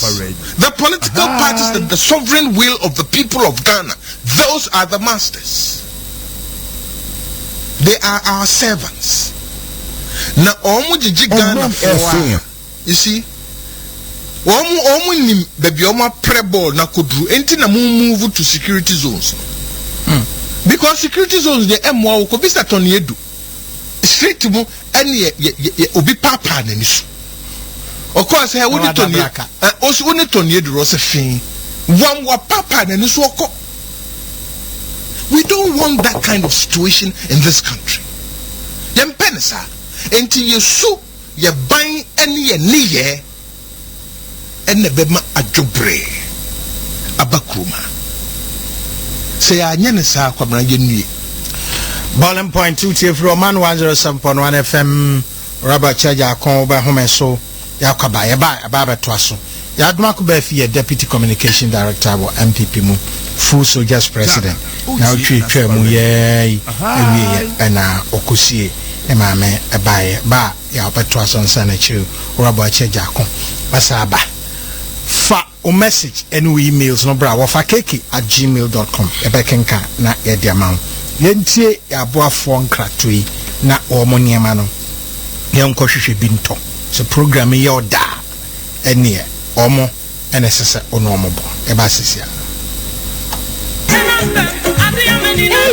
enti mensu na na ye frɛ me fiewura yi ane mia me ni efiewura no ene batakaria dɔɔso enti wanhwɛ yi a wonhunu tremo papa nanso Morgan Properties a chesampa adepa hye baabi Morgan Properties ho adanse na media yi ensase a wɔtɔn no langa de sem ensase ne guye wɔyeyi akwan de dem enkratasem ye genuine ena afei ne border from boko locations ne nie Oyibi Valley View Ayikuma Afienya Dodowa Ebridge Ankama Kaswa Ojobi Doyumu ene prampram ena de ka ho pi Morgan Properties ayehye se wobetua ne kakrakra Morgan Properties sanso wo adan ya woton ene de wode ema han nyina Adenta wo ben lorry station no fre 0307 024 032 La Paz wo Acrogate Towers ena ho Togbi Afede Road Morgan Properties abemwe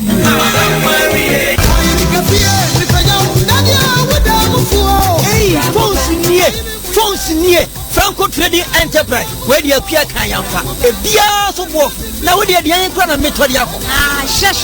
Nanisu de Bruno no Franco Trading Enterprise near Omuda Mufua Atufua Mumrana Metubin Koton Mua Motoba Kumi Nimiansa Musumunina Mumra ye phone repairs in Nabi a Jamia Namiatin Diffo now so Franco Trading Enterprise here no sign Franco Trading Enterprise Wada Braka Yanni Rosie Bast of Nadine Shanimu and Kruma Circle ye Beldo Right Building no also ye were Oxford Street Ebbe Ecoban Tema Community Wa Yanni Water West Nadine Shanimu Hachon so ye were main station Wa Medina Old Road Yanni HFC Bank in Nadine Shanimu website www.francopost.com 0302 225 651 and 0246 422 338 Franco Trading Enterprise Omudamufua Phones Papa Fie battery charges now. Do you want to buy a battery? Do you want to service your battery? How to battery sell down? Why don't you outside them? Batteries are down. All the quality. And now we have set a computer-based digital water tires, vulcanizing, balancing,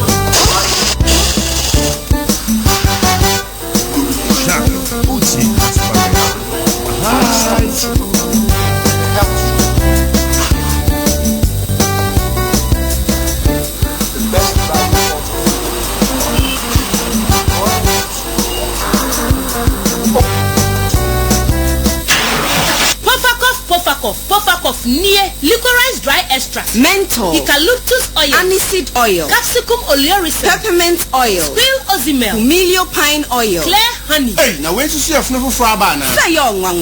When now your body above the moon and in West Sum dear wardrobe. A drona who are dean Puffacoff syrup. Puffacoff. A wardrobe can to a one per point of prep. Dear Wabo, one madam no crown. When Yakatana went to me woman. Minimum cross sauce through. And I didn't really move in you Puffacoff Bedjo. Why, yeah, Puffacoff a dry guma would 1 night. Puffacoff baby syrup. Wahoma motor for a frabo so many and Saswa. I want to cut and tea or cockateswa want to me now. Puffacoff Junior Yadantamo, a free fierce Yakosin fear doom you know. Puffacoff adult 3 and penny 4 dear. Why, yeah, Puffacoff Los Angeles so to Taradia Swa. Yes, Tita Fre. Puffacoff Bama only more daho. And yena Omemu pharmaceutical shops at Hoodromu at Form Frepoku Farmer with Massey 03220 and crime 0302 972223. Poku Farmer. Ya Pomade Farabine. Where your body and inside near young cottage drum ran one near Habina, Habai will ram until do to a quack of Abba. Mama, no, Coco Sasa bro, no, and then near young team. Monamia, see the emergency, the try have a bit. Malaria fever, no, typhoid fever, no, missing what to wear then. Yellow no, do trauma mix. The 1 minute dear, Mona Nina, your bra. What no matter what minute, I do try have back on me. I do try to be tested. I want to mind how, what you want to buy any vitamin in a yet, Maba. You pay Biato, our pharmacy, herbal centers, any chemical shops for Maya Fanina. Fred Tuan, our Homa 2 so 0208 161 800 and answer 0242 665 154. Name Kaimo say, and Mofra when you feel do me no Sansona a pen for any matter a woman Cordano for Timin Fire and Raby.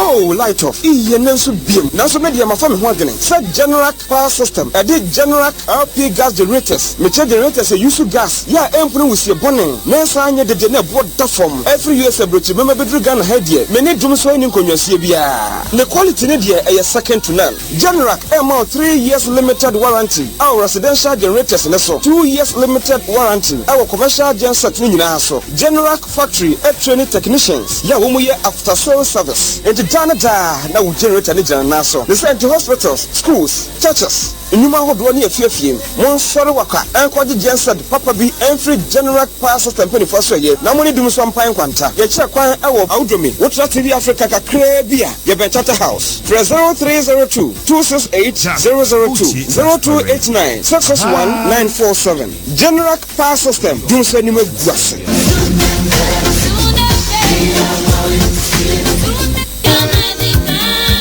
Bawafo, Osodia, Nuasha James, Abobet, Tawe. Messi, Osofo Betepe, Osofo Tiama Wanti.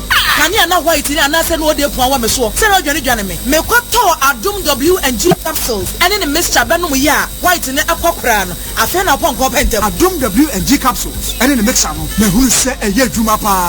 Sesadia, why you of Bessima number 1. Now, Miss Amia Bema Minumbiano, me wound infections be a view. It's there we are over to be. Damato. Adum W&G capsules and then the mixer yeah a man and then Adum ladies mixer and man kwan and no more ayu afichi krom how every hono woto na woto Adum ladies mixture ama mitimi kwa fitire ne bra esemu boko no dia and ya da me wa bisa dia ma uni how apemfo abata ya woma wo manufo ene nkwada woni mfie dum ye no nka ho e wo pharmacies herbal ne chemical shops atufo nko dependable herbal home Medina New Road Greenhouse anasa one branch ya Wakaswa opposite Datus International School and after 0242 223 555.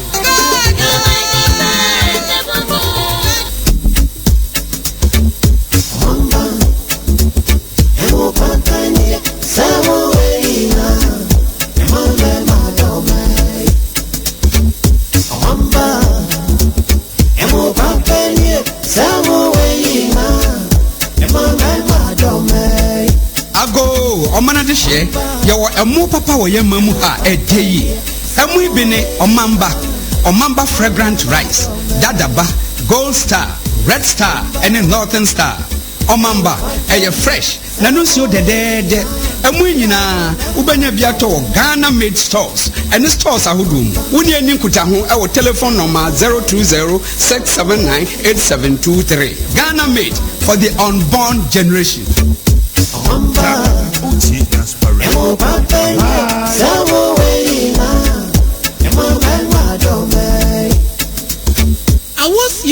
boutique from Osamumra Okofania Mapapa Fefra Broche Abba Ebia so the 10% discount at Tosu. Awas Unisex Boutique Waje Emania Maye Italian leather shoes Abba bags and slippers are Abba Swabasu Brain Abba Mary Kay Cosmetics custom jewelry designer perfumes and so the Brea Abba Mani Mema Monai Susopa Shoe Plus Akofa Abba Bema Whoop quality Italian leather shoes Tessa Peter Ascot and Nicolette no more the Biaba Afe sandals belts khaki trousers jeans Italian shirt and quality designer watches and so on the Abba amount for quality and we hear more. Our Unisex boutique say our aftershave and the colognes they say Givenchy Lagerfeld and our oil perfumes. Our Unisex boutique say 10% discount at the Niamey Ninasu. Our Unisex boutique was Joulu Said Plaza ground floor I Ben Joulu Junction friend was 763234 Ebisu Watesano Ebe Police Depot walk North Kaneshi Road Nusu Ehofre 223458. Our Unisex boutique a be a new branch about 50 meters from MTN Junction. Kwabena enne kwa de mingu de minyempo me de nkola ni ko school mi wi ami ko dom ansan ma ko di dwa benu aduane mi wodua di so a me de kai be kwana no so a ewu mi ko ya nhwa na posifo so akoche me obai ma ha ho faka tan mami faka de kame ho na de kwai na wo just rete Chanfo Company Limited City Center Vehicle Inspection aba Achimota New Station chi he ya ana na DVL ama mo kwa de mo mutimi kata odi eye adwuma fidi egu ba odi hwe wo hwe na ma wo nom eye dutwam kra brake test wo mo eye suspension test light test oil plate test emission test vehicle diagnosis inina wo mo eye na je so mo wie ya na onsa ka road worthy certificate no amu wa ba hima na hi na so mo wono wo mo ewo Achimota New Station echi wonu pe one by Shell filling station no Fred 0303967248 and I say 0541452162 Center Chanfo Company Limited you will crum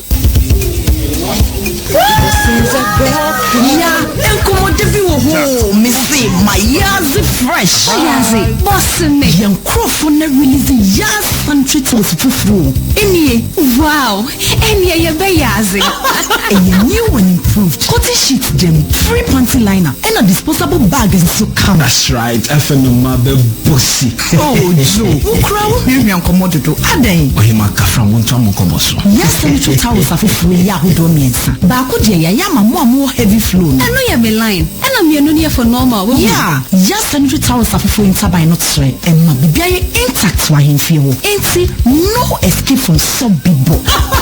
New and improved Yes Country Towels.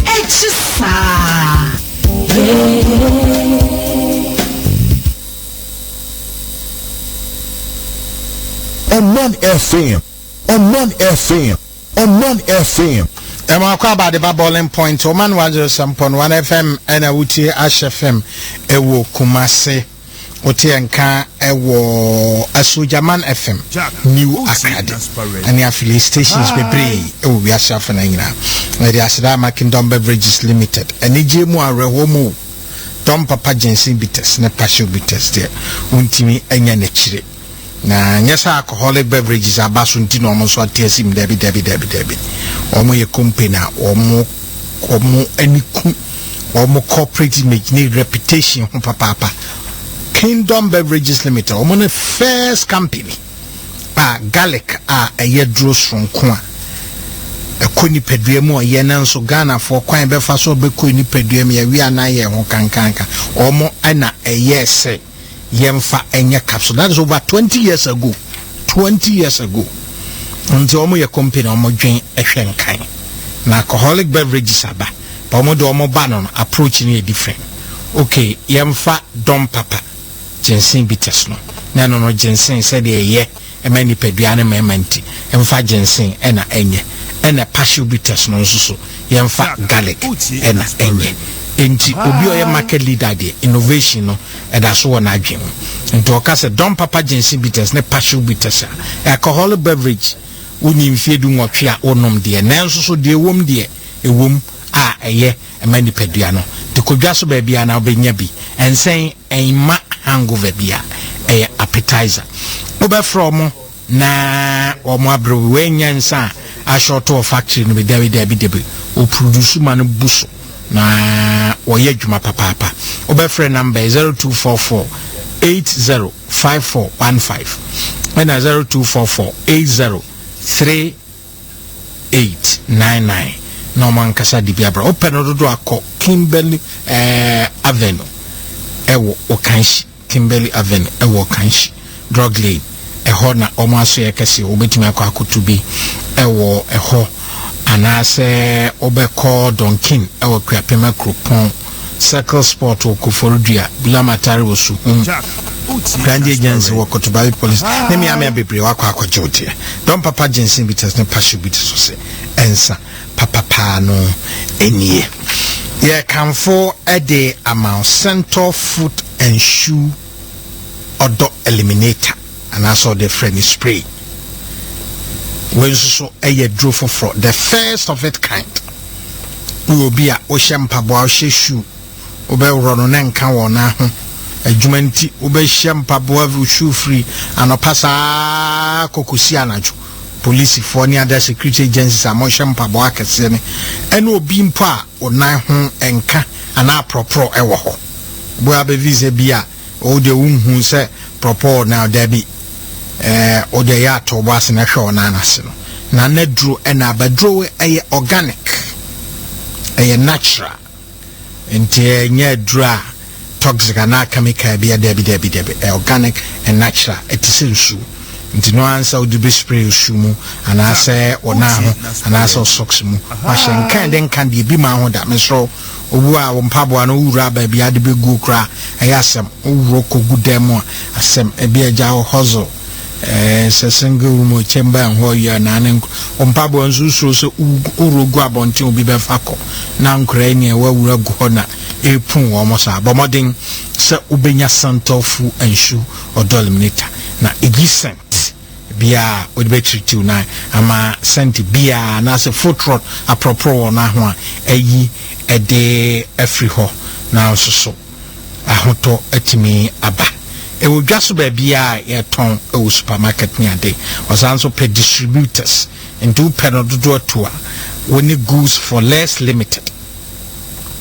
ena ebetwetwen ankomo goods for less enterprise ebetwetwen komo omo eben Greenleaf Hotel Angola Chemist Ringway Estate Yesnet Hospital Annexo and as a fre number C 0244313383 and 0505785440 now on Saka Center Food and Shoe or Eliminator on Subia or de apam and Kembia ewo ho ama ho so etimi ato Bismarck na Poko Enterprise and a day call energy drink abedwa so free German memu ne can no ho ye white ne de black atro ho na natural fruit juice na ewom edasonko enye energy drink a woni we edasonko kra nye cafe ashisa gumu amani aye yolonu debi anya sa na te ne momodum a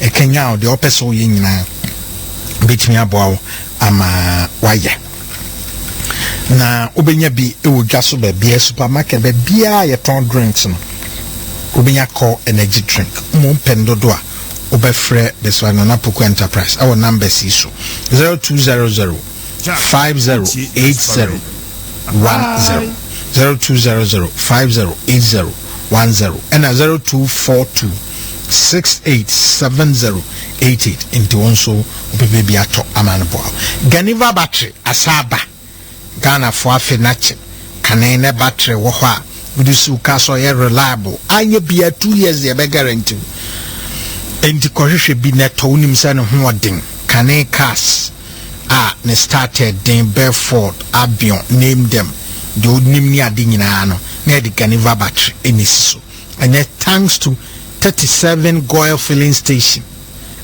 opposite Golden Tulip Nuntino Ganiva asa abedwaso nti koho na koto battery ni bi o personal service o battery na esesa manso a mesa iresa okoko drew 37 Goyle filling station so omo computer based auto diagnostics system so ho yemfidi ade besi uka so how be a wo ho no on be detect na omo asa aye amount omo e tie center of organizing balancing alignment nyina and a person change oil ni ade nyina on betimi aye dia ma sa wo supermarket ya omo ton natural product ene ma bebre enti ko ho na also koyo de ye kaka ho asemi obeko achimota DVLA city center honso opese koyo DVLA opese de ka akosi afidie so na ye hwe namfunso bi a hono ye ponchi chewa akoko ukọ a wonkosa lanes no do so 5 lanes a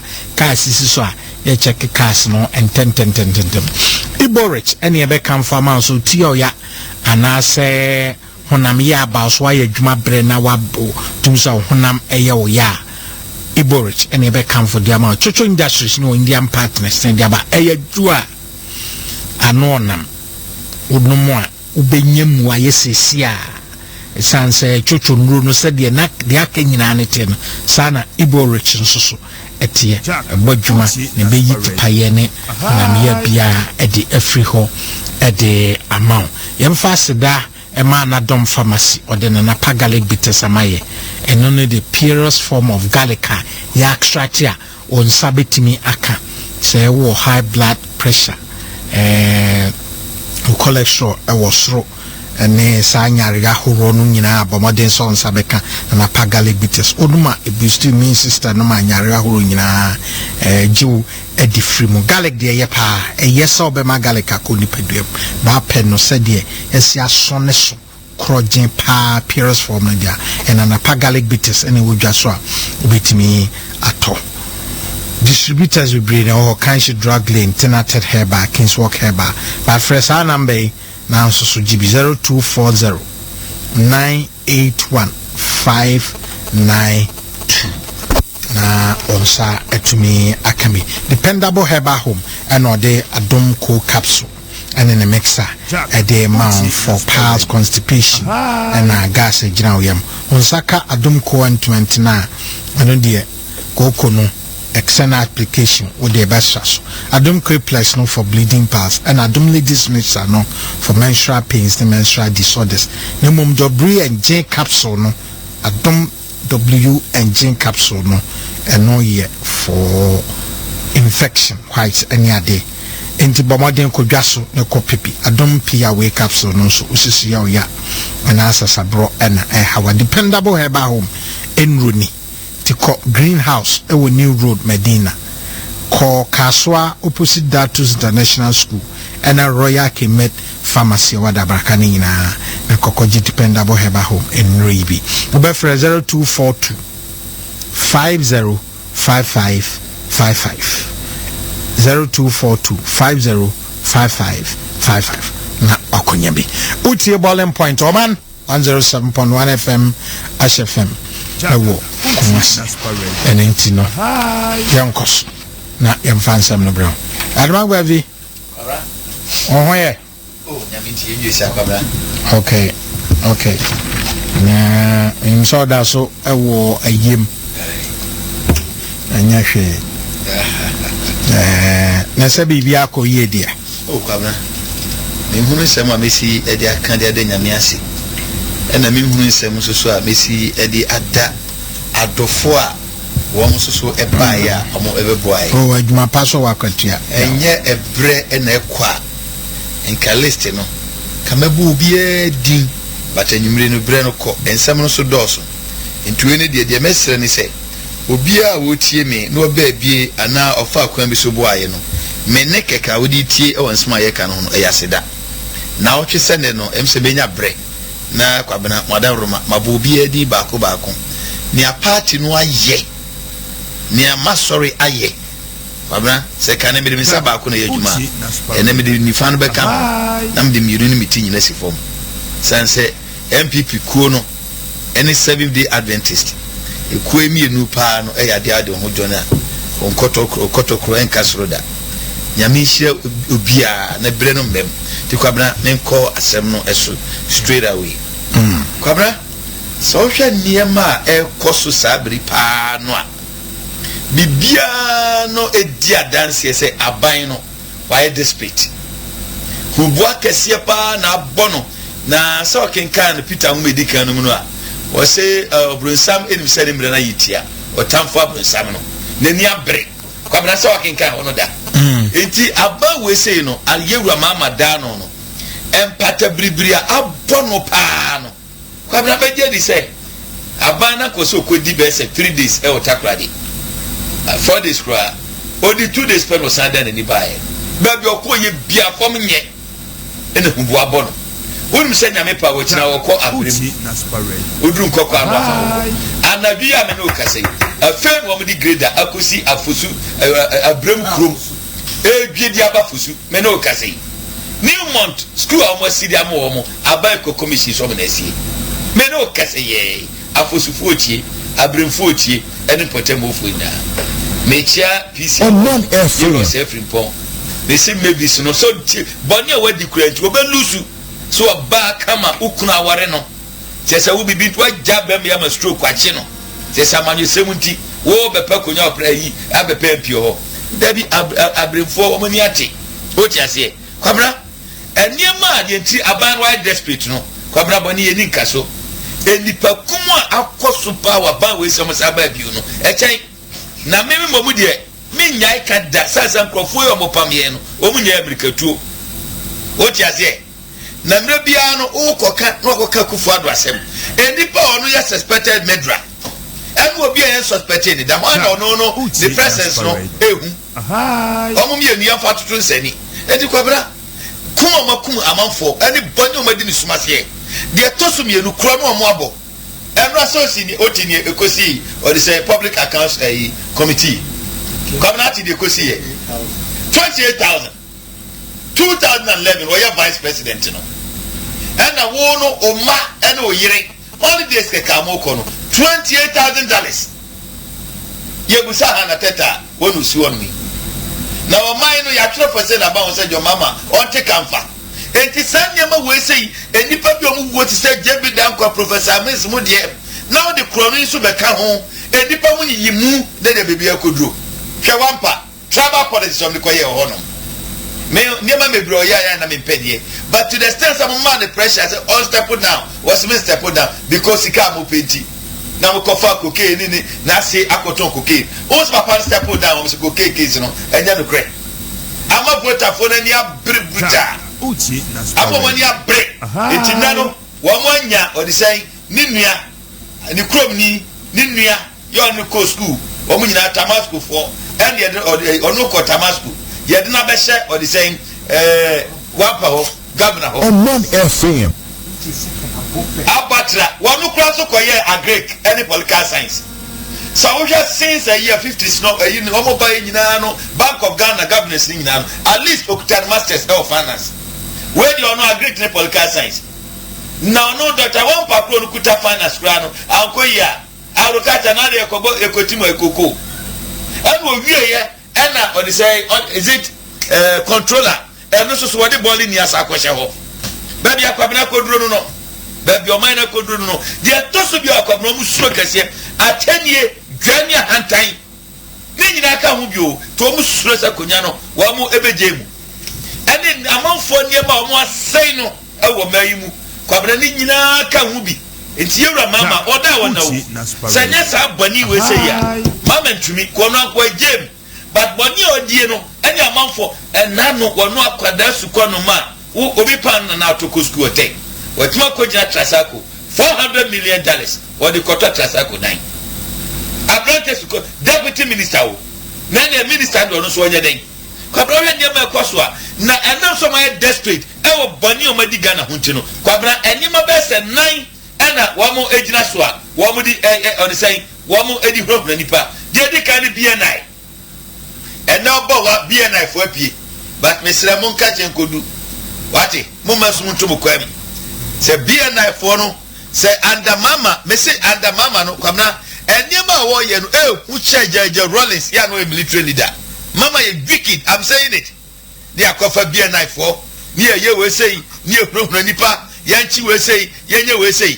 they were no cross suspecting Professor Miss Wonko ordinam ho and wa fa baba Kamara and omo ye niema omo ye die ebredi kaso de tosu mienu ese yen say nipa character assassination and then NDC ni bo waka krabi na na Kufuado NDC ni ye we say na na Kufuado Ghana fo ntie ni ye no mso tie ni ye se ya ni Kufuado na atena ye hwehwe nyina no papa no ye huni ye ensema mo de agunu so bɔne ahodoɔ a maka to no so nyina no onyame nkyɛ de papa no obi ahunu sɛ ne wositie ne nti bude mɔne ngu asɛm ɛna ndc no command the topic a ɛna kufuado but unknowingly no the more class ɔmo ka negative kura na kwabena ɛno kura no ɔmo kufuado yɛ popular if they don't know na sɛ tie bia no nyame bam na di nkunim ɛna no yɛwura kufuo one was settle standard say obi oni president da no won ko asem ɛna Rollins by and one no band so yɛwura kufuado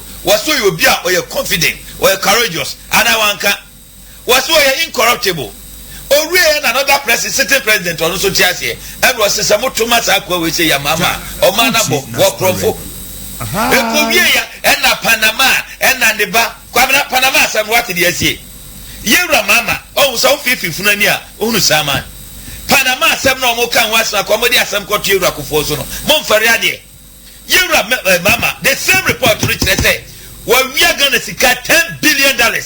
Yeah, do a Dubai, it was Singapore. Omo kan wasem say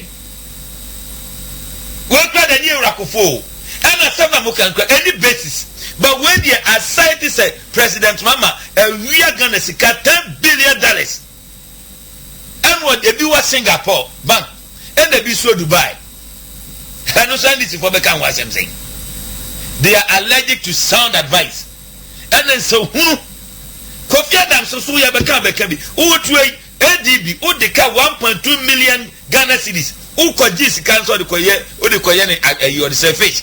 Abu, what 20 sound profile in Kabana, a Hubua Bonio Diganano. Omanya Komejemu, but Bonio Diganano. Kabana, another Kitwa.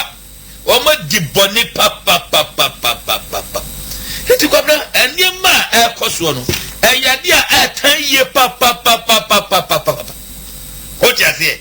Na nyame chadi adiasa edie ba nyame chadi apila me ye ne se na kufuado ebese mfia duasanum ko na bia na ani no wajani bibia to ewra manyosem mu to the extent say baby onu wo kutia bone no and then this for the body said 1995 eye kumi preko enti mu ya mu mfere ye ko demonstration na mu kokum ye nkrofo hwan na nakeda odo mu ano anya mu kokum ye nkrofo na ndamu sa ko chase kufa de demonstration one na owaban mu yes it mensa a site no report to site it mensa na so no woman and na kufa de demonstration and the pako wuye it mensa on na greater Accra regional minister na eboa one report no site no o chase na kufa da sacrifice be bia no man area no enye ace ayakrono and he is one of the few we are singing not makase menya kronfo obi adi no ho dance ye no kre sa wo tie yewra mama kwabna tie onu ade krata o twere onu ade krata yewra mama no krata o twere eye page 37 my first coup d'etat for muntie was it not unlike my father. I was led by a seemingly random series of events into a life of public service. A career in politics was not something I ever planned for myself, just as it was never something my father had planned for himself. It came as even more of a surprise for me to find myself in the political arena.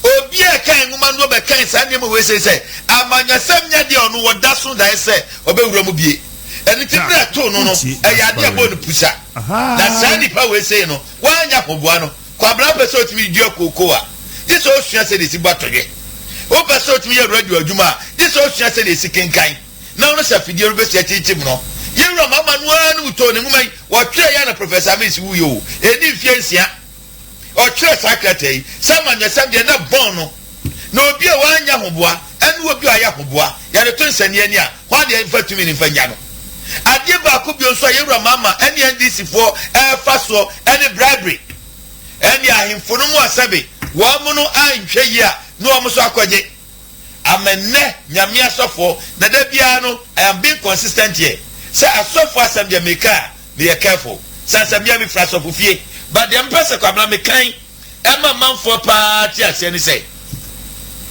yes of Penny Samuel emra owie na dwuma nyina wie ye now for Saul any question is up for any mono. Okay, can 1 Samuel chapter 12 verse 2 to 4 no. Okay, say me now okay the prophet was say, and now here is the king walking before you, and I am old and gray-headed, and look, my sons are with you. I have walked before you from my childhood to this day. Here I am, witness against me before the Lord and before his anointed. Whose ox have I taken? Whose donkey have I taken? Or whom have I cheated? Whom have I oppressed? Or from whose hand have I received any bribe? With which to blind my eyes, I will restore it to you. And they say, you have not cheated us or oppressed us, nor have you taken anything from any man's hand.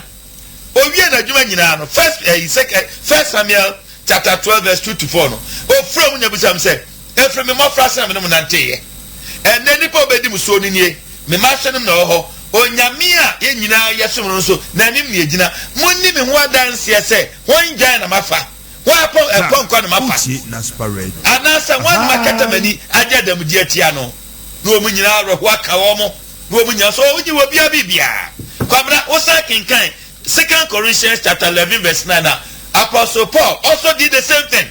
Owie bibia no frɛ wo mo so ene to wo anim sɛ me pesa me ya de so antino me de me nsasɛyi ɛna me de yɛ adwuma and now can we say same with some of our pastors so hwɛ niema ɛkɔ so no ɛna no asɔfo a wo bugye hɔ no a ɔmo se wo mo ka no kura onyame anim no can they be compared to Jeremiah and Hezekiah ɛna de ebedie ntino hubua boyen ama nanu ebinum adan ye ho atiasi abonten ba de hwɛ ni ye kwabra me no mienu me nko atem on say atem wo no me hunu bi da se de sitie ye nyina nim sa atem wo atwan ye de nanso kwabra no kura pa no de magginum ne se kwabra kwa achi atem wo ebeye mienu a ento opani a obi ono ye sofo pani bi sa so ono no de wa fa kire no e no gina nyame anim wo no kire kire na wo butu no nam ye fruntie no wo no se hwe ye ma mienu a obegye nan ne ye busai no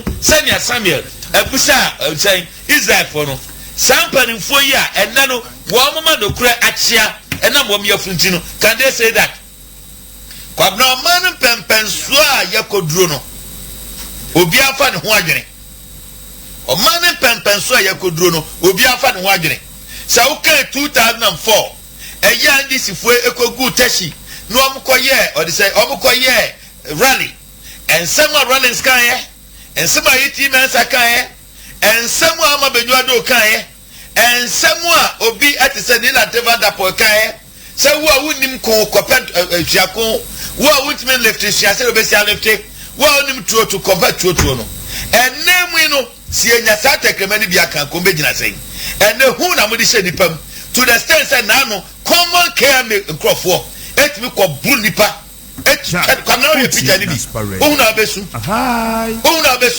and ba bia kodro no and now for ni abechewo na yemu bi no de sabe ya hwirat yes ezani ma no e bon kra obre so a san krofo ye yisu o mu no I respect Ghanaian police, I respect Ghanaian soldiers, me Buganda security ayifo ni nyina name of ahufuo bi ene nkrofobia o me zombie o mu no wo mo yire nso ko market o wo mo ma so ko school wo mo ma no so tie krasi o wo mo so mo hia manfo dan o na sam gatra makwada su ko no we say so papa pani we say ya ibi ntino wate ni mfie so no ye sa ne ma dia mo ntra wai Charlotte Asiasma mekanise misra no sanya podua anka boa ponkoto no enka comfort ento da na ono no mami lodi na ayima no kra no ono da ho no kra no aya no ma yi kakra na wo otafre ho kakra no agya akoba okuzei Charlotte no kra so ne sei wonu lodi na ya ono akra da ho ade ya ne dia no wonu kra man kwa fom kakra na we kra so kra mokwa we so eni sei ya wo ko bo mokwa sa Ghana ebegu enwu won hwe ni ye na bre ni nkaso na say ya ta na professor be setiasi ene owan ye ne Charlotte sei o kasa ni kasa nyina na ya sama benyu ado ena ma benyu ado owan ebre ye ni nkaso ebre ye ni nkaso me sama kabio sani apodua anka ponkoto no saa na nka komforto no lodi na no kura no conform enka comfort sem said kwamna lodi na no akura de ne ya de abusuafo nim kura no wa man from afam kakra na wo ankasa wo kodi aya no so agye aboso enu sa tai kura dodo omo magro na sei o hwani ye o ti ase o hwani ye pa na niema ya kika na de meka amampimfo ati ase ne say the battle is still the lot ma me no wa free the party biam ene ya so akoye logo ade ba chino akoye we say enkodru saba no enkodru sebetro no empapa nkamofo obo Christopher obo timamofo obo esu Ghana fo su no onyame nye timodemfo na ma me na sine bo se wo ye ne kanchema bi adwuma pa de a nyame be prim na koma na se ne nyame prim fara koma ekoja no topu kokomu no bo ba hu de besie. It has a boiling point 2 tier from OMAN 107.1 FM. Ya kwa ya nim encho reja kon ebeto insurance oguso na sana mama hoso kwa ma watimi afre now de wadwenkyere aba Ghana Meat Company Limited ena my emu a the power mamba fragrant rice and also the ordinary ho brown rice eno say opa modern padia eno na ohia na oko Ghana Meat omu supermarket na shop no mu a niema horo a wudi amo ahoden cashew ewo cocoa product coconut oil shea butter creams African wear gas cookers na cylinders na di nyina wodi ekho na kokohwe ese Ghana Meat a tre na taba mu omo 3 regions mu oko central region mu wo Winneba omo ewo trauma hospital junction na afi ufri Winneba run about 2 minutes pe na wodro eastern region mo wasamankase opposite Ghana commercial bank ne greater Accra had the baby bebre Accra Poly SRC building mu Spintex road omo ewo UBI filling station ho nungwa opposite Ghana commercial bank community 9 opposite Tama General Hospital community 1 so opposite Oboni FM and community 1 opposite Barclays Bank o ma mesekune shop ho enentino bama densa wone Ghana Meat for ebedin kita ho akoto mo niema mo a wo mote Ghana buje Ghana product ono mo an product utimi companies na expand no more produce more na chiso more fankofo fa Ghana Meat die bo mo edie ni nkomo abokwana to ena omo de mo bia eya ma wonsa enka aduchunwa bitters yes ronko honam na ya o hypertension rheumatism menstrual pains ni ade we nyina ya de a authorities asaso omo eye nhwehwemu no omo aye no omo apene so ede ama se ampa aduchunwa bitters ene ne capsule de eye dronga waso onum bitters na onum capsule na onim bitters esanse ni nyina eye adwuma baako oko pharmacy shops ne herbal shop drug stores na ubenya bi won peno dodo atudi akona na bo ache herbal Kingswalk herbal Repash herbal any Hallows herbal and afi Richards herbal o nyina wo kanshi na ma won sanko kan bi eya afre 020-816-1800 so na also atimi akwakotubi me say ya bofa wo Sinizas boutique na fa woni kohwa de woni kokohwe shoe mane mema de aye de dress na bags leather bags ma mo pe quality ni ma no eho ena mo be ko oil perfumes any designer perfume belt papa original any polo t-shirts any khaki trousers any shirts ankasa mo fe nyina wa Sinizas boutique eno de ka boutique enu mu eno no de demfo eno de animu pa sana de akanyina ba enti kodjolu traffic light opposite Perez building no sai plaza edino mu obehu omo ewo ho oba East Lagos Avenue udi Freemano Clinic comments kwano so eho na omo ewo North Kaneshi so anasa tesano udi Frabeka Junction North Kaneshi omo osu omo Oxford Street no Snail Hospital no echi opposite Dynasty Restaurant opeso siniema na ni da ho pa yas washing powder na be yusu peso yusu washing powder poor who na so empade ni emani mfedi ne maintain ne color na for years ya consistently no use washing powder na obehu say the city awasa so the enzyme be agum stain be ebeka de be year film or the perfumes be agum usini amana na eja ewom ko hwehwe Lexter Ghana Limited omo wo bubuashi Ogle Road Prince of International School opposite for 0302 235294 and 96 na yankoye nim ya ma wonsa enka Sunrise Organic Soya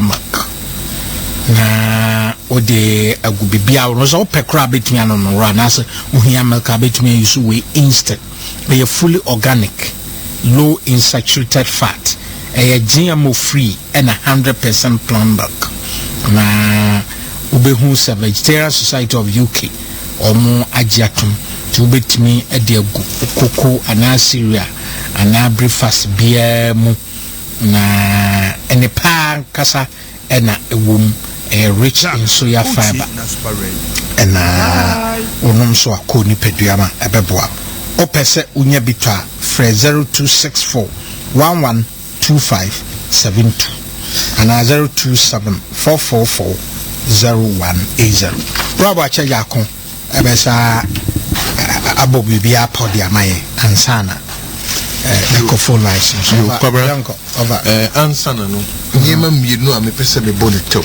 ansana marapo say enkofu omunyan hunu ana entiase se Ghana for yenyimi sao kobra Nigeria president Eastern region to asamanke se akwatia road anadwi yegina so guso OMAN you guso from Ethicon gas filling station to Bonsu Junction anadwi aye kase because of bachelor why I by election no just say kobra yo 7 prediasa kwasia feel so bu kwasia ya brutal so kwasia feel so bu me senior be boss man na ya accounting master wa bon pa obakra odi ade be guso o so vo ahun fifire nya ono otechiro kanchiro na asebo nya bufu na akobona so boss man sun sa wa we grammar school o se nya teacher wa bod na ya nia na sa particular accounting master oh kobra a by way no omo suban bi asede it's irresponsible and always trying to dodge responsibility so no asem no ye prato nchen wo mo mpese wo mo take responsibility sa no me etiti kroma na menka wasre sembi akwa bi na one ne yire etuko mantemu fufuro bi na wo mu yi achia up and down ena etonkufo bi trim se nkufo be wo muska enti anadwo no mo call so attack wo call dem ho hwia bibia ni ho ena mo so maami mu ena mo start so mu yi ne sutro na wo se achia wo bonyina hute na omo budo no ana akronfo no baako ohe maami no so maami e frose o se e frame Mary o se anya munyai me maami e frame Mary ena mo to share be ma no so born mienu say na so be ma no so e bisa say na wo ye frose o se e frame Kofi Frimpong na do no frame Elizabeth hoping say e bia obi so maami friend Elizabeth she said this is a man dodging everything aban we say no mutie make sense so Omwa NDC chairman Obasanjo we defective was a man kese ho eko MPP okoka sa wo yurem omo call no so anadwo se wo mo call bunu so omo kokunu uhinte ho uhinta ya yehinte ho ye hu se ne BBC Obasanjo nto chima ba OMAN FM musa miensa no yenimu enti munyai threats ehun here minim so mo report to ama police there nanso wɔn ntie ni yie kɔbra nneɛma mmienu minim sɛ supreme court hwɛm deɛ na nti isi mpanyinfo a mo nim sɛ national health insurance card supreme court se ɛni si yɛde yɛ adwuma nti almost 3 million people on this national health insurance register. What are they saying about it? Omo try register no so sana. Ana mo be yi won afrim na mo ma won another opportunity omo di ID foforo be ba be register. Ni eto so mienu. Validation asese adam ayebo somo a obi a mpese e batani. Kobra ebinum fear ana omo sura omo suru ne se ene se wentimi anko am ya validate na na kire se ye na din ni din every register kobra validation systems enye sanete wentimi anko a obi ntwa wudin emfree register main register okay main yamfa ne say register main one no central register edaho nipa 15,504,207 egusun edaho kobra ebie for validation let's say nipa 10 million and the course say omo koye validation sa 10 million enkosi emrebiri yenka se sa 10 million no and omo beto aba 2016 5 million na omo anko no se sambre no twamu Omudi be one main register no so. But register ya create ya de kotoa ba 2016 ne there. Omudi ni so. Esa say Omuankasa did not take the steps to go and be part of the 2016 arrangement. Seni ebeya enko kase ya disenfranchise obi no. Udin wo main register no so. Wono wanko. After some period, no, because Udin was central register, no, so at another time, Utimi validation, even as part of continuous registration. Okay. Validation, and yes, you show bidding, and now you bidding every register.